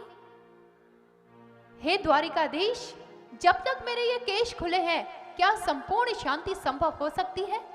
क्या मेरे ये खुले केश ध्वज की भांति कुंती पुत्रों के अभिमान के क्षितिज पर नहीं लहराते रहेंगे? अरे द्वारिकाधीश, क्या आप नहीं जानते हैं, मैं हस्तिनापुर, मैं इंद्रप्रस्थ की पटरानी, मैं पांडवों की रानी, मैं पांचाल देश की राजकुमारी, इतना सब कुछ होते हुए भी मेरे कोई रक्षा नहीं कर पाया, मुझे अपमानित किया गया। हे मधुसूदन, यदि मुझ जैसी प्रतिष्ठित नारी की यह हालत है, एक साधारण नारी की क्या हाल हो गया? नहीं नहीं प्रभु, आप वहां मत जाइए। और हम आपको बता देना चाहते हैं, अगर पांडव शांति चाहते हैं तो शांति ले लें, लेकिन यह द्रौपदी तब तक शांत नहीं होगी जब तक इसके खुले केशों को न्याय नहीं मिलता है। अगर गांडीवधारी अर्जुन, गदाधारी भीम, धर्मराज युधिष्ठिर, नकुल व सहदेव शांति चाहते हैं तो ले, लेकिन मेरे इन खुले बालों के लिए मेरे बूढ़े पिता दुशासन की छाती का खून लेकर आएंगे। मेरा भाई धृष्टद्युम्न उस विशैले सूत पुत्र की कर्ण की जीभा को काटेगा जिसने भरी सभा में मुझे वैश्या कहकर संबोधित किया। मेरे 5 महारथी पुत्र उस दुर्योधन की जंगा को तोड़ेंगे जिसने भरी सभा में मुझे देखकर पीटी थी। प्रभु कहने लगे, शांत हो जाओ द्रौपदी, शांत हो जाओ। हम तुम्हें वचन देते हैं, जिस प्रकार से आज तुम क्रंदन कर रही हो, इसी प्रकार से शत्रु पक्ष की स्त्रियां भी इसी प्रकार से क्रंदन करेंगी। आकाश के तारे टूट सकते हैं, नक्षत्र गिर सकते हैं, वासुदेव श्री कृष्ण का कहा हुआ वचन कभी टल नहीं सकता है, लेकिन मुझे एक प्रयास कर लेने दो, सिर्फ एक प्रयास। और इधर हमारे द्वारिकाधीश के हस्तिनापुर जाने की सूचना भी हस्तिनापुर पहुंच चुकी थी। और इधर जैसे ही धृतराष्ट्र को यह पता चला कि द्वारिकाधीश आ रहे हैं, एकदम से भयभीत हो गया, क्योंकि वह जानता था कि द्वारिकाधीश उनके पुत्रों से कुपित है, क्योंकि द्रौपदी का अपमान भरी सभा में उसके पुत्रों ने किया था। वह अपने समस्त पुत्रों को बुलाता है और बुलाते हुए यह कहने लगा, अरे द्वारिकाधीश हस्तिनापुर आ रहे हैं, ऐसा धूमधाम से उनका स्वागत किया जाए, उनके स्वागत में कोई कमी नहीं रहनी चाहिए। जगह जगह पर बंधन द्वार और तोरण द्वार बनाया जाए, मार्ग को सजाया जाए पुष्पों के द्वारा, गुलाब के जल का छिड़काव करवाया जाए। ऐसा भव्य स्वागत करो उस द्वारिकाधीश का कि वह द्वारिकाधीश उन पांडवों को भूलकर सदा सदा के लिए हे पुत्रों तुम्हारा हो जाए। पुत्रों ने अपने पिता की आज्ञा का पालन किया और वह महल को, वह हस्तिनापुर को सजाने में लग गए। लेकिन यही खबर जब हस्तिनापुर निवासियों को कर्णगोचर हुई तो उनके प्रसन्नता का पारावार ना रहा। उनका मन मयूर की भांति नृत्य करने लगा, नेत्रों से हर्ष के आंसू प्रवाहित होने लगे। द्वारिकाधीश आ रहे हैं हस्तिनापुर में, हमारे प्रभु, चिरकाल के बाद उनके दर्शन होंगे। धन्य हो जाएगी यह हस्तिनापुर की भूमि फिर से जब उनके चरणों की रज से मिलेगी। और हर कोई अपने घरों को सजाने में लग गया, हर कोई मार्ग को सजाने में लग गया। सजा तो धृतराष्ट्र के पुत्र भी रहे थे और सजा हस्तिनापुर निवासी भी रहे थे, लेकिन भावनाओं में अंतर था। एक स्वार्थ की भावना से परिपूर्ण थे और दूसरे समर्पण, प्रेम और त्याग की भावना से परिपूर्ण होकर मात्र अपने प्रभु की एक झलक पाने के लिए, सिर्फ एक, उसकी कृपा दृष्टि को पाने के लिए अपने महलों, अपने घरों को सजा रहे हैं। घरों के बाहर रंगोलियां बना रहे हैं, बंधनवार लगा रहे हैं। हमारे प्रभु के स्वागत में कोई कमी ना रह जाए, हर संभव प्रयास कर रहे हैं अपने घरों को सजाने का। और इधर हस्तिनापुर के उन्हीं भक्तों में प्रभु का एक और अनन्य भक्त था, विदुर जी। विदुर जी को जैसे ही ये समाचार कर्णगोचर हुआ, प्रसन्नता से झूम गए। मेरे द्वारिकाधीश आ रहे हैं, मेरे प्रभु जो मेरे से बातें किया करते थे, जो अपनी कृपा दृष्टि से मेरे ऊपर कृपा किया करते थे, वो आ रहे हैं हस्तिनापुर में। अरे कितनी प्रसन्नता भरी खबर है। भागे भागे अपनी पत्नी सुलभा के पास जाते, अरे सुलभा, अरे जानती हो हमारे द्वारिकाधीश हस्तिनापुर आ रहे हैं, हमारे प्रभु हस्तिनापुर आ रहे हैं सुलभा, हम फिर से अपने प्रभु के दर्शन करेंगे, हम फिर से अपने नेत्रों को उसके दर्शन करके धन्य करेंगे। अरे सुलभा, हमारे द्वारिकाधीश आ रहे हैं। इधर सुलभा ने भी देखा तो भाव विभोर हो गई। सचनाथ, आप सत्य कह रहे हैं, ये बावरा मन कब से उनका दर्शन करने के लिए तरस रहा था। मेरे ये कान उनकी मधुर वाणी को श्रवण करने के लिए तरस गए थे। स्वामी, अब मेरी ये समस्त इच्छाएं पूरी होंगी। आप जानते हैं मैंने अपने अंदर एक भाव पाल रखा है। मेरी बड़ी इच्छा है कि द्वारिकाधीश मेरे घर में आए, मैं उनके लिए भोजन बनाऊं और अपने ना हाथों से मैं अपने द्वारिकाधीश को भोजन परोसूं और मेरे द्वारिकाधीश मेरे सामने बैठकर उस भोजन को ग्रहण करके मुझे कृतार्थ करे। स्वामी, मेरे प्रभु मेरी ये इच्छा पूरी करेंगे ना? विदुर जी कहने लगे, अरे सुलभा, हम क्या देंगे अपने प्रभु को? अरे सूखा घास फूस, हमारे घर में तो प्रभु को बिठाने के लिए अच्छा सा आसन भी नहीं है। प्रभु को ऐसा विवश ना करो सुलभा, जाने तो हस्तिनापुर के महल में वहां उनके लिए 56 प्रकार के व्यंजन बनेंगे। सुलभा चुप हो गई, लेकिन मन के अंदर वो भाव अत्यंत प्रबल होता गया। नहीं, मैं भी अपने प्रभु को इन्हीं हाथों से भोजन करवाना चाहती हूँ, मैं इन हाथों से भोजन बनाकर अपने द्वारिकाधीश को खिलाना चाहती हूँ, वो मेरी प्रार्थना जरूर स्वीकार करेंगे। समस्त हस्तिनापुर निवासी हस्तिनापुर को सजा रहे हैं और बेसब्री से उस दिन का इंतजार कर रहे हैं जिस दिन हस्तिनापुर में हमारे प्रभु का आगमन होना था। जगह जगह बंधनवार तोरण द्वार बनाए गए। उस मार्ग को हस्तिनापुर निवासियों ने फूलों से सजा दिया जिस मार्ग से उनके द्वारिकाधीश ने आना था। और उस दिन समस्त हस्तिनापुर निवासी मार्ग के दोनों ओर आकर खड़े हो जाते हैं। किसी के हाथों में फूलों की माला है तो किसी के हाथों में पुष्प है, किसी के हाथों में अबीर गुलाल है तो कोई आरती की थाली लेकर अपने जनार्दन का स्वागत करने के लिए खड़ा हुआ। और उस भीड़ में सुलभा और विदुर जी आकर भी खड़े हो गए। एक टकटकी लगाकर हर कोई उस मार्ग को निहार रहा है, क्योंकि उन्होंने अपने प्रभु का स्वागत करना है, अभिनंदन करना है उनका। और सभी के अंतःकरण से एक पुकार उठ रही है, आ जाइए प्रभु, बहुत देर हो गई, नेत्र दर्शन करने के लिए तरस रहे हैं, मन बावरा हुआ जा रहा है। हे प्रभु, सावन की घटा बनकर हमारे हृदयों के ऊपर बरस जाओ। आओ प्रभु, हमारे चकोर बने इन नेत्रों को आकर शांत कर दो प्रभु। अपना चांद जैसा मुख हमें दिखा दो। सभी के अंतःकरण से जब ऐसी प्रार्थनाएं उठ रही थी कि तभी दूर से घोड़ों की टाप सुनाई दी। जैसे ही घोड़ों की टाप सुनाई दी, सारे हस्तिनापुर निवासी कहने लगे, अरे अरे, लगता है द्वारिकाधीश का रथ आ गया है। अरे हमारे प्रभु आ गए हैं, अरे हमारे मधुसूदन आ गए हैं। कि तभी सामने से प्रभु का रथ आता हुआ दिखाई दिया तो हस्तिनापुर निवासियों की प्रसन्नता की कोई सीमा ना रही और एकदम से कह उठे, बोलिए द्वारिकाधीश की, बांके बिहारी लाल की, श्री कृष्ण बलदेव की। कोई अपनी एड़ियां उचका उचका के मात्र प्रभु की एक झलक देख लेना चाहते थे। वो झलक वो सदा सदा के लिए अपने नैनों में समा लेना चाहते थे। लेकिन उन्हें भक्तों में खड़े हुए विदुर जी तो एकदम से विवल हो गए। एकदम से कह उठे, नहीं नहीं प्रभु, ऐसे नहीं प्रभु, ऐसा नहीं करो।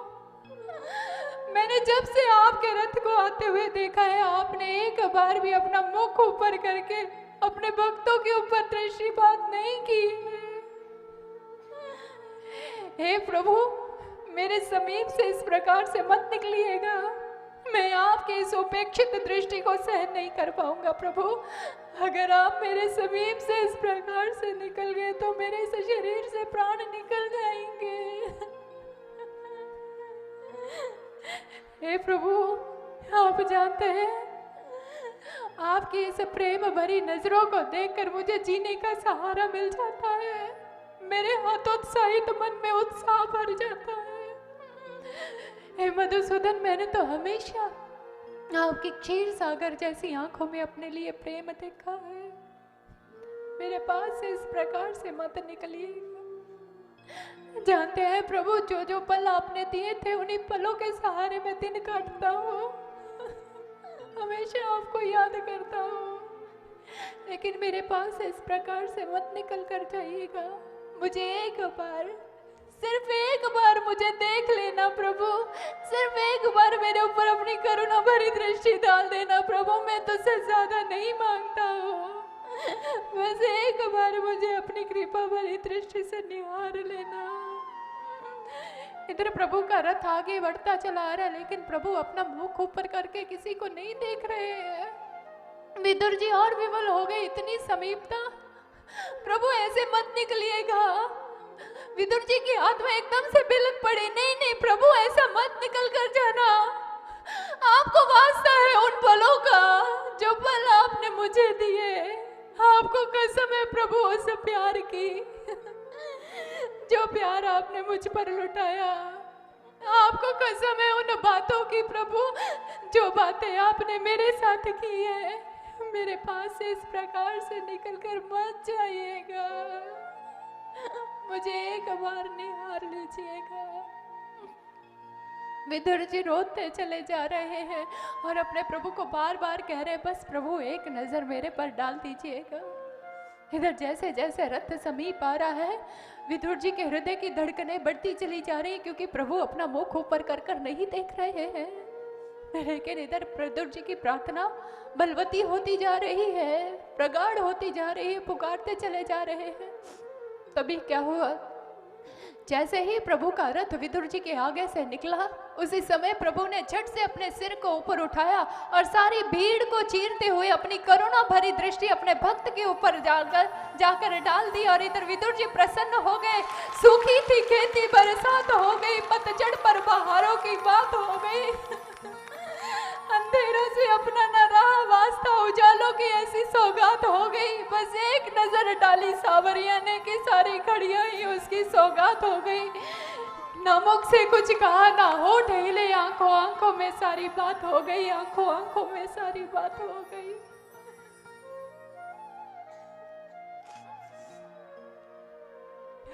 विदुर जी प्रसन्न हो गए, मेरे प्रभु ने मुझे देख लिया। अरे सुलभा, मेरे प्रभु ने मेरे ऊपर अपनी कृपा भरी दृष्टि डाली। इधर सुलभा भी कहने लगी, हाँ जानते हो, उस दृष्टि में एक और भी संदेश था। मानो वो कह रहे हो मेरा इंतजार करना, मैं जरूर आऊंगा।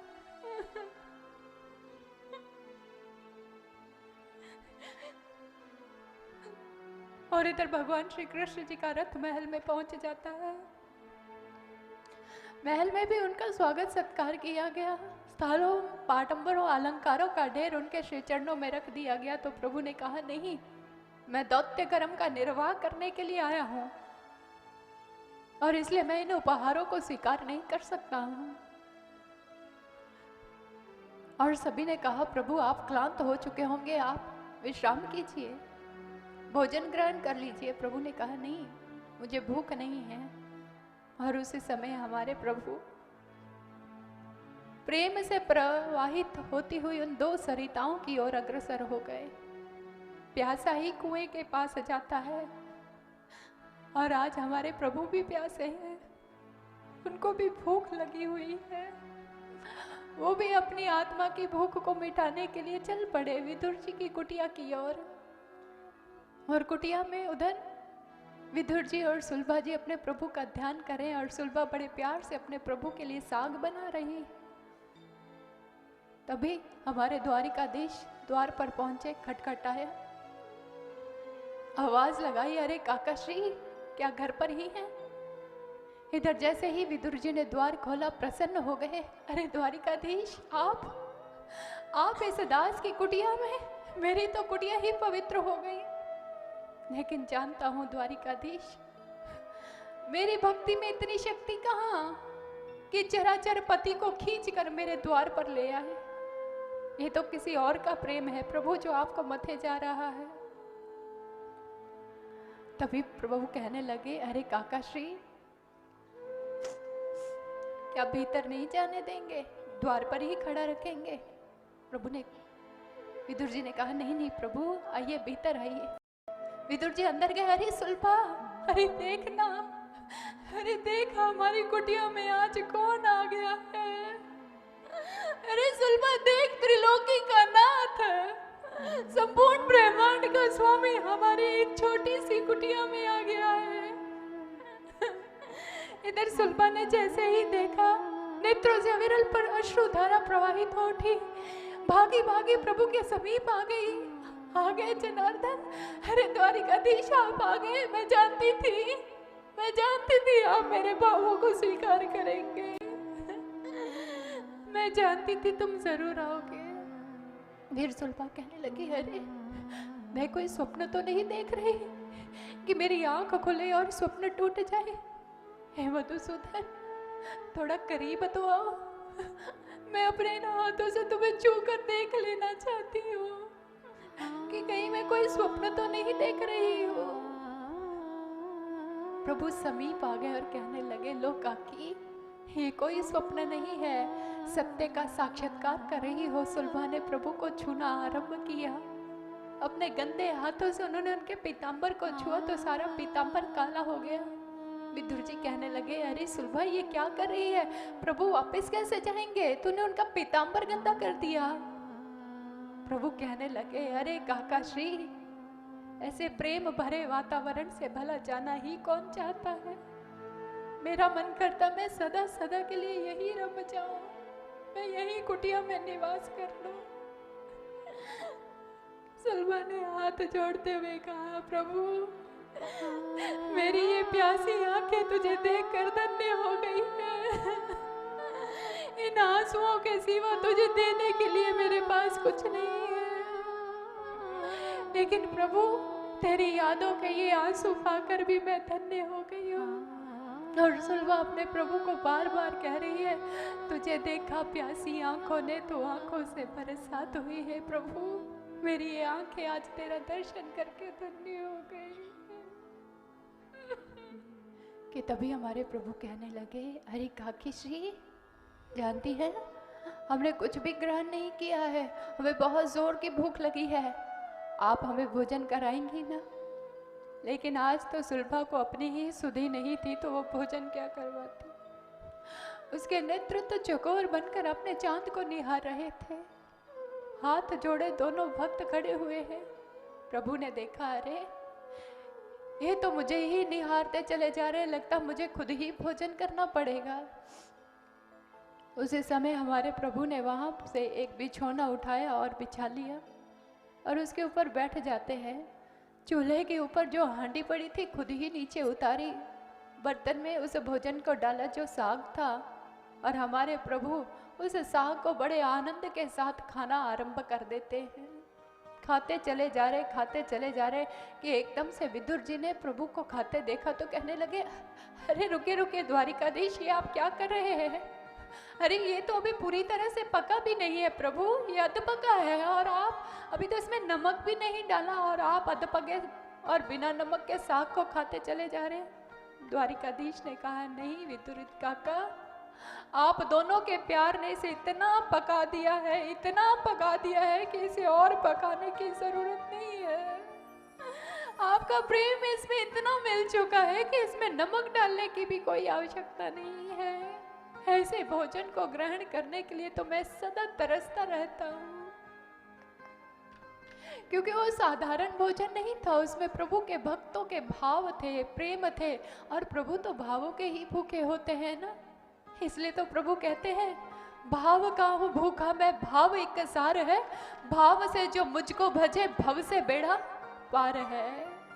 ये हमारे प्रभु हैं, उन्हें सांसारिक लौकिक वस्तुएं नहीं, उन्हें भाव चाहिए, और जो भावों से उन्हें रिझा लेता है प्रभु सदा सदा के लिए उसके हो जाते हैं। आप जानते हैं भगवत प्रेम में संसार में हर किसी इंसान की एक कमजोरी हुआ करती है, हर एक इंसान की एक कमजोरी है, और अगर दूसरा इंसान किसी दूसरे इंसान की कमजोरी को जान जाए तो वो इंसान उसकी कमजोरी का भरपूर फायदा उठाता है।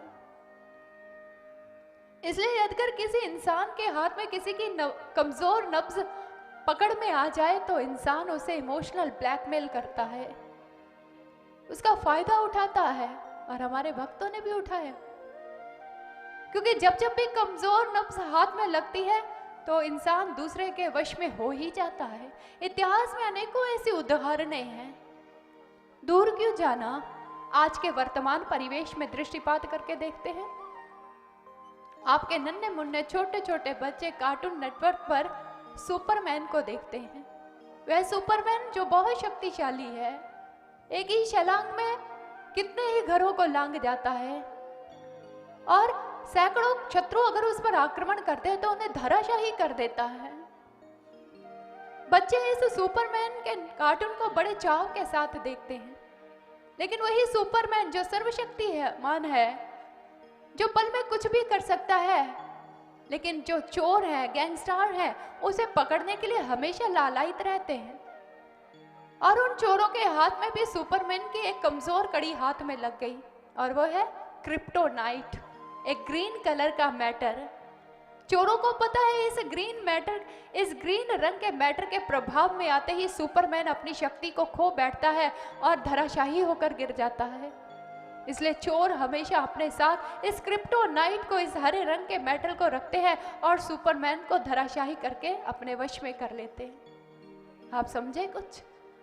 वह ईश्वर, वह परमात्मा भी सुपरमैन है, सर्वशक्तिमान है, सब कुछ कर सकता है, राजा को रंक और रंक को राजा कर सकता है, सब कुछ कर सकता है। लेकिन उस सुपरमैन परमात्मा की भी एक कमजोरी है जो उनके भक्तों ने खोज निकाली, और वो है कि जो परमात्मा है, जो ईश्वर है, वो भावों का भूखा है, उसे भावों की हमेशा भूख लगी रहती है। और भक्तों ने जब जब भी भावों का चोगा, प्रेम का चोगा उसे डाला, भगवान उस चोगे को चुगने के लिए वहां पहुंच गए, और भक्तों ने अपने प्रेम के बंधन में उसे बांधकर सदा सदा के लिए उसे अपना बना लिया। गोपियों ने सृष्टि को नचाने वाले को अपनी उंगलियों पर नचा दिया। अर्जुन के वो सारथी बन गए।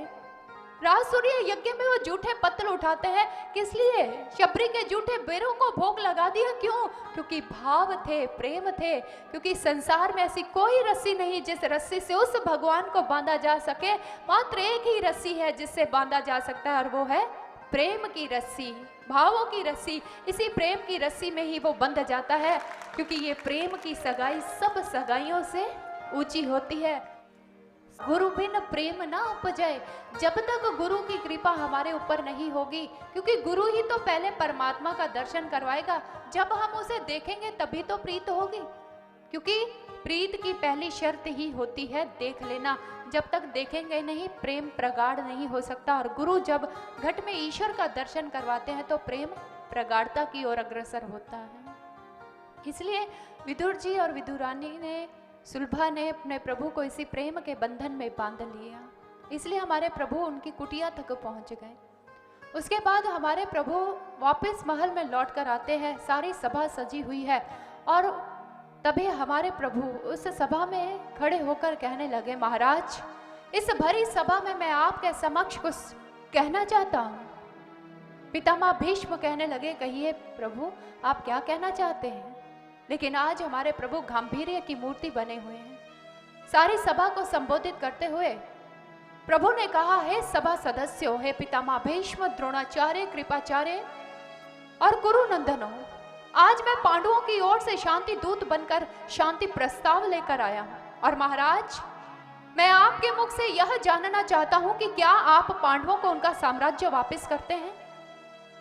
इससे पहले कि धृतराष्ट्र कुछ कहता हो, दुर्योधन एकदम से कहने लगा, अरे द्वारिकाधीश, उन पांडवों को उनका साम्राज्य वापस नहीं मिलेगा। अगर वो अपना साम्राज्य चाहते हैं तो युद्ध करके मुझसे ले जाएं। इधर प्रभु ने फिर कहा, महाराज रोकिए, महाराज अपने पुत्र के इस हट को रोकिए। कहीं ऐसा ना हो कि आपके पुत्र का यही हट आपको विनाश के कगार पर जाकर खड़ा कर दे और इसके जिम्मेदार आप होंगे महाराज। अरे उन पांडवों ने तो अपने शांति प्रस्ताव में यहाँ तक कह दिया महाराज कि अगर हमारे ज्येष्ठ पिताश्री अपने पुत्रों के हाथों से विवश हो तो उन्हें यह कहिएगा कि हम पांचों भाइयों के लिए एक एक गांव प्रदान कर दे। हम उस एक गांव को प्रपन्न करके प्रसन्नता से अपने जीवन का निर्वाह कर लेंगे। दुर्योधन फिर अपने आसन से खड़ा हुआ और एकदम से कहने लगा, अरे द्वारिकाधीश, उन भिखारियों को 5 गांव तो क्या, सुई के नोक जितनी भी जगह नहीं दूंगा, सुई के नोक जितनी भी। अगर वो साम्राज्य चाहते हैं तो युद्ध करके अपना साम्राज्य वापस ले ले। बिना युद्ध के ये दुर्योधन उनका इंद्रप्रस्थ वापस नहीं लौटाएगा। उसी समय प्रभु ने कहा, अरे महाराज रोकिए, अपने पुत्र के इस हठ को रोकिए। तो धृतराष्ट्र एकदम से कहने लगा, अरे द्वारिकाधीश, मैं विवश हूँ। एक राजा होने के साथ साथ मैं एक पिता भी हूँ, इसलिए मेरी विवशता को समझने का प्रयत्न कीजिए। तभी प्रभु कहने लगे, बस महाराज बस, हर बार अपनी विवशता का दुखड़ा मत रोया कीजिए। मैं विवश हूँ, मैं विवश हूँ। एक राजा कदापि विवश नहीं हो सकता है। अरे एक राजा का सर्वप्रथम कर्तव्य यह होता है कि अगर कोई किसी के अधिकारों का अतिक्रमण करे तो उसे कारागार की सलाखों के पीछे डाल दिया जाए। हे भरतवंशियों, इस वसुंधरा को रक्त रंजित होने से बचा लो। कुल घाती रक्तपात ना हो, ये तुम्हारे हाथों में है। और महाराज, अगर ये कुल घाती रक्तपात हुआ, ये विनाशकारी युद्ध हुआ, तो इसके जिम्मेदार आप होंगे। इतिहास आपके ऊपर ही दोषारोपण करेगा। सावधान महाराज, सावधान। जैसे ही यह बात प्रभु ने कही तो शकुनी एकदम से कहने लगा, अरे भांजे, अरे अब तो ये दूत युद्ध की भाषा बोल रहा है, ये महाराज को धमकी दे रहा है। दुर्योधन कहने लगा, अरे मामा श्री, इसका क्या साहस कि ये महाराज को युद्ध की धमकी दे। देखिए इस भरी सभा में मैं इसे कैसे बंदी बनाता हूँ। और दुर्योधन ने सैनिकों को आदेश दिया, सैनिकों शीघ्र इस दूत को बंदी बना लिया जाए। इधर जैसे ही हमारे प्रभु ने श्रवण किया, एकदम से कहने लगे, दुर्योधन मुझे बंदी बनाना चाहते हो? आओ दुर्योधन आओ, मैं तो हमेशा बंदी बनने के लिए तैयार हूँ। अगर तुम मुझे बंदी बना सकते हो तो बना लो दुर्योधन, मैं बंदी बनने के लिए तैयार हूँ। और इधर जैसे ही सैनिक प्रभु को पकड़ने के लिए उनके समीप आए तो उसी समय प्रभु विराट रूप धारण कर लेते हैं। उनके सहस्त्रों हाथ और सहस्त्रों मुख हैं और उन सहस्त्रों हाथों में उन्होंने आयुध धारण किए हुए हैं और उनके रोम रोम से एक प्रकाश प्रस्फुटित हो रहा है। तरह तरह के वाद्य यंत्र बज रहे हैं। पितामह भीष्म, द्रोणाचार्य, कृपाचार्य आदि हाथ जोड़कर प्रभु का दर्शन करें, लेकिन दुर्योधन, शकुनी, कर्ण इत्यादि वहां से यह कहकर भाग खड़े हुए, अरे ये मायावी है, ये हमेशा ही माया के द्वारा तरह तरह के रूप बनाता रहता है। और वो वहां से भाग खड़े हुए। तब पितामह ने प्रार्थना की, प्रभु शांत हो जाइए, अपने इस रूप को समेट लीजिए प्रभु, इससे भय लगता है। प्रभु ने अपने उस रूप को समेट लिया और जाते जाते प्रभु यह कह गए, युद्ध अवश्य होगा, अब इस युद्ध को कोई रोक नहीं सकता है। दोनों पक्ष सेनाओं को जुटाने में लग गए, कौरव पक्ष भी और पांडव पक्ष भी। इधर अर्जुन भगवान श्री कृष्ण जी के पास गया और दुर्योधन भी जब सहायता के लिए गया, लेकिन प्रभु ने जब प्रस्ताव अर्जुन के समक्ष रखा तो अर्जुन ने प्रभु के आगे हाथ जोड़ते हुए कहा, हे प्रभु, मुझे आपकी नारायणी सेना नहीं, मुझे मेरे नारायण चाहिए। हे द्वारिकाधीश, जब से मैंने आपको देखा है उस दिन से ही मैंने यह निश्चय कर लिया था कि मैं अपने जीवन की भाग दौड़, अपने जीवन की बलगाएं आपके हाथों में थमा दूंगा, क्योंकि आप मुझे हमेशा ही सत्य पथ की ओर लेकर चले जाएंगे। और जब मेरा रथ हमेशा सत्य पथ की ओर अग्रसर होगा तो विजय श्री मेरे ही चरण चूमेगी प्रभु। इसलिए मुझे आप चाहिए, आपकी नारायणी सेना नहीं चाहिए। प्रभु ने प्रसन्न हुए और दुर्योधन नारायणी सेना लेकर प्रसन्न हो गया। और वो युद्ध दिन भी आ गया जब कुरुक्षेत्र के मैदान में दोनों ओर सेनाएं खड़ी हुई हैं। बड़े बड़े वीर योद्धा अपने आयुधों से सुशोभित होकर वहां पर विराजमान हैं। और उसी समय पितामह भीष्म ने शंखनाद किया। ऐसा शंखनाद किया कि उसके साथ साथ ही दुमदुमियां, नगाड़े, सिर नरसिंगे बज उठे और ऐसा भयंकर वातावरण वहां पर उपस्थित हो गया। और इधर भगवान श्री कृष्ण जी ने भी अपने पंचजन्य शंख के द्वारा उस शंख को बजा दिया और अर्जुन ने भी देवव्रत शंख का निनादन कर दिया। और जैसे ही सारे पांडवों ने अपने अपने शंख बजाए तो शत्रु पक्ष की सेना एकदम से कंपायमान हो जाती है और दृश्य अत्यंत भयंकर हो जाता है। और उसके बाद जैसे ही ये शंखनाद की ध्वनि संपन्न होती है, उस समय भगवान श्री कृष्ण जी को अर्जुन कहता है, सेन योर उभयोर मध्य रथं स्थाप्य मेच्युता। हे केशव, हे पार्थ, अब आप मेरे रथ को दोनों सेनाओं के मध्य में जाकर खड़ा कर दीजिए। मैं शत्रु पक्ष के उन वीरों को देखना चाहता हूं जो इस युद्ध में हमारे साथ लड़ेंगे। भगवान श्री कृष्ण जी ने घोड़ों की वल्गाएं खींची और रथ को सेनाओं के मध्य में जाकर खड़ा कर दी। लेकिन इधर जैसे ही अर्जुन ने पितामह भीष्म को देखा, द्रोणाचार्य जी को देखा, कृपाचार्य जी को देखा तो थरथर कांपने लग जाता है। उसके अंतर्मन बार बार कह रहा है, अरे अर्जुन छोड़ ये गांडीव, गिरा दे इस गांडीव धनुष को और लिपट जा अपने पितामह के चरणों से, जिन्होंने तुझे अंगुली पकड़कर चलना सिखाया, जिसने तेरे जीवन के अंदर संस्कार भरे। और साथ ही साथ अर्जुन के अंतःकरण से एक का पुरुष भी जन्म लेता है जो अर्जुन से बार बार यह कहता है, अरे राज्य लोभी, अपने ही राज्य के, अपने ही परिवार के लोगों को मारकर अपने साम्राज्य को खड़ा करना चाहता है। धिक्कार है तुझ जैसे गांडीवधारी पर जो अपने ही सगे संबंधियों को इस युद्ध में मारना चाहता है। तभी प्रभु ने कहा, अर्जुन कब तक देखते रहोगे तुम? तो अर्जुन कहने लगा, प्रभु मैं किसके साथ युद्ध करूं? ये तो एक ही वंश के हैं, एक ही वृक्ष की डालें हैं, ये एक ही वृक्ष की शाखाएं हैं, मैं किन्हें मारूं? मैं तो अपनों के बीच में ही खड़ा हो गया हूं। अरे लोगों के लिए वो पितामह होंगे, वो गंगा पुत्र होंगे, लेकिन मेरे लिए तो स्नेह की गंगा है जिन्होंने सदैव मेरे ऊपर स्नेह की वर्षा की है। वो मेरे गुरु द्रोणाचार्य जिन्होंने मेरे ऊपर ज्ञान की वर्षा कर दी। अरे ऐसा ज्ञान मेरी झोली में डाला कि अपने पुत्र अश्वत्थामा को भी वो ज्ञान नहीं दिया। मैं कैसे उनके सिर उड़ा दूं? मैं कैसे उनके ऊपर अपने गांडीव धनुष से बाण चला दूं? नहीं केशव, सीदंती मम गात्राणि मुखं च परिशोष्यते, वे पथुच्च शरीरे में रोमा हर्षश्च जायते, गांडीवं संस्रते हस्तात्वं चै परिदहते, ना च शक्नोम्य अवस्थातुं ब्रह्मतीव च मे मना। हे केशव, मेरा शरीर कांप रहा है, मेरा गांडी मेरे हाथ से छूट रहा है।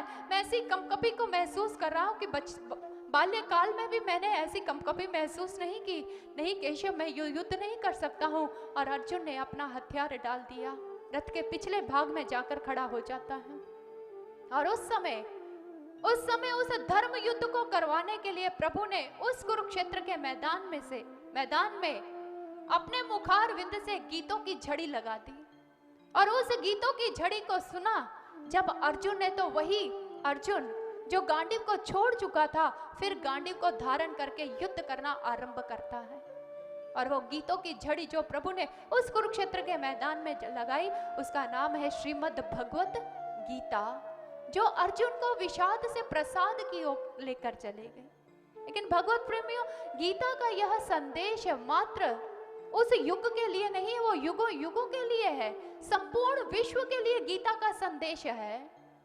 कोई भी देश, कोई भी समाज, कोई भी जाति ऐसी नहीं जिसमें उस व्यक्ति के लिए गीता में कोई संदेश ना छिपा हो।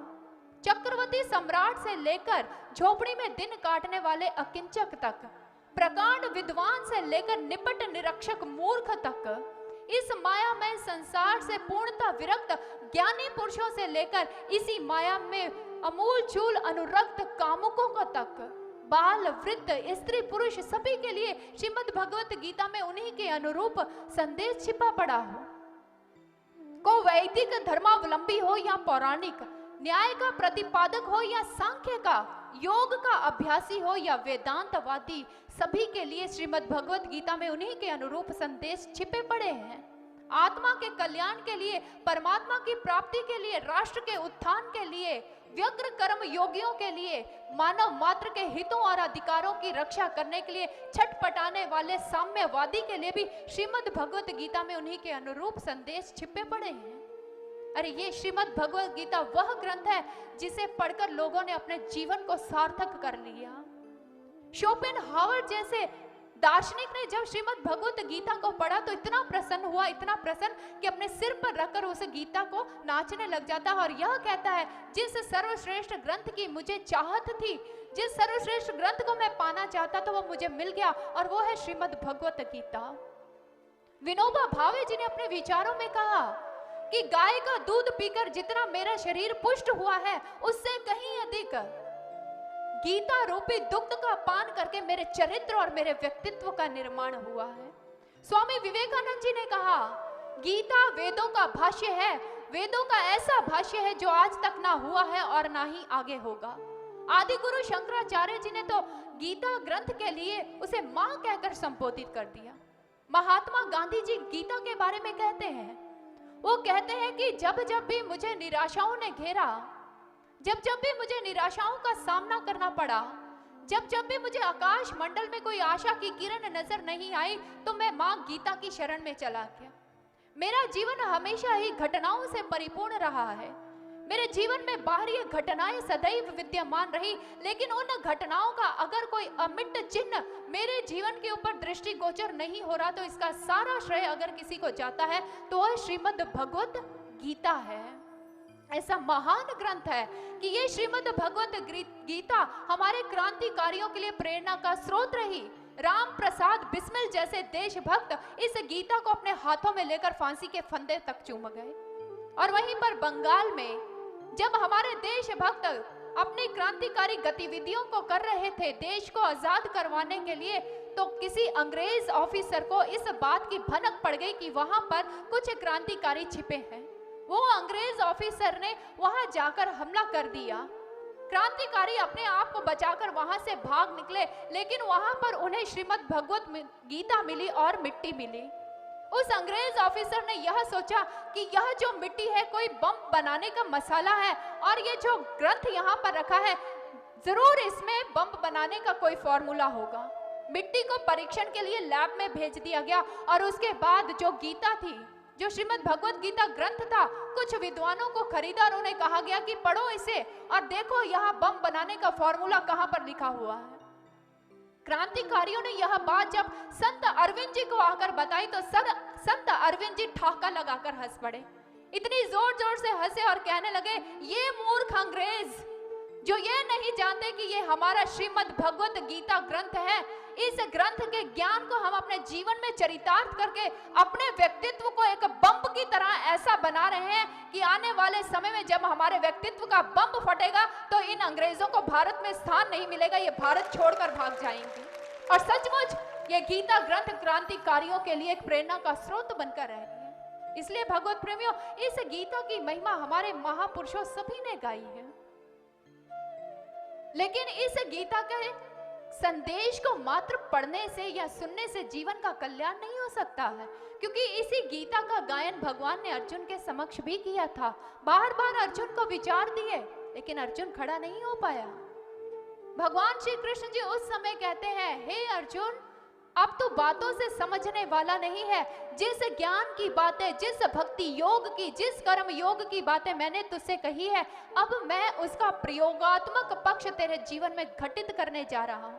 हे अर्जुन, अब मैं तुझे वो सनातन ज्ञान प्रदान करने जा रहा हूं जो सृष्टि के आरंभ में मैंने सूर्य को दिया था। इमंग विवस्वते योगं प्रोक्तवान हमव्ययम विवस्मान मन में प्राह मनुरिक्ष्वांग कवय अब्रवीत। हे अर्जुन, यही ज्ञान मैंने सृष्टि के आरंभ में सूर्य को दिया, सूर्य ने अपने पुत्र मनु, मनु ने इक्ष्वाकु को दिया, वही ज्ञान मैं तुझे देने जा रहा हूं।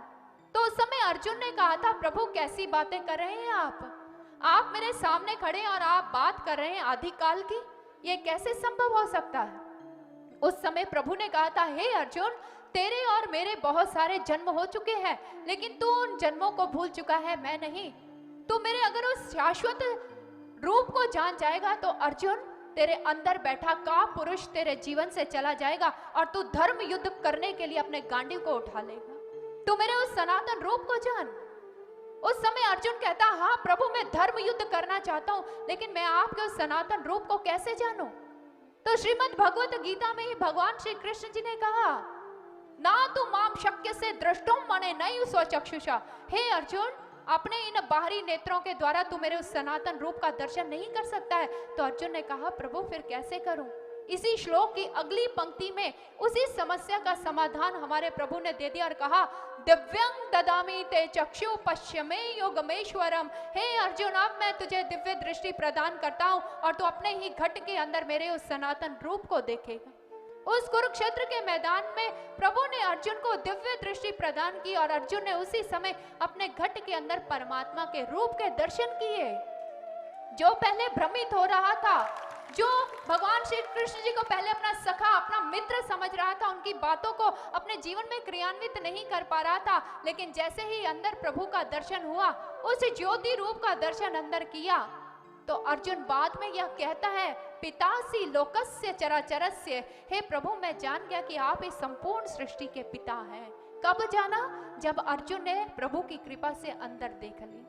इसलिए भगवत प्रेमियों, गीता हमें यह भी संदेश दे रही है कि किसी तत्ववेता संत के सानिध्य में जाइए। तद्विधि प्रणिपातेन परिप्रश्नेन सेव्या उपदेक्षन्ति ते ज्ञानन ज्ञानिं सत्व दर्शना। किसी गुरु की शरण में जाइए, अपनी जिज्ञासा, अपने प्रश्न रखिए, और जो गुरु आपकी जिज्ञासा को शांत कर दे, आपके समस्त प्रश्नों का उत्तर दे दे, उनकी सेवा कीजिए, क्योंकि वो सिर्फ आपके साथ बातें नहीं करेंगे। धार्मिक ग्रंथों के आधार पर जिस प्रकार से भगवान श्री कृष्ण जी ने अर्जुन के घट के अंदर परमात्मा का दर्शन करवा दिया था, उसी प्रकार से वह गुरु भी आपके घट के अंदर ईश्वर का, परमात्मा का तत्क्षण दर्शन करवा देंगे। ये श्रीमद् भगवत गीता का संदेश है। इसलिए आप भी इस संदेश को अपने जीवन में धारण कीजिए और ऐसे गुरु की खोज कीजिए जो आपको बातों के हलवे ना खिलाए, बल्कि हलवे का स्वाद भी चखा दे और आपके घट के अंदर परमात्मा की प्रत्यक्ष अनुभूति करवाकर आपको आपके लक्ष्य के साथ भी जोड़ दे।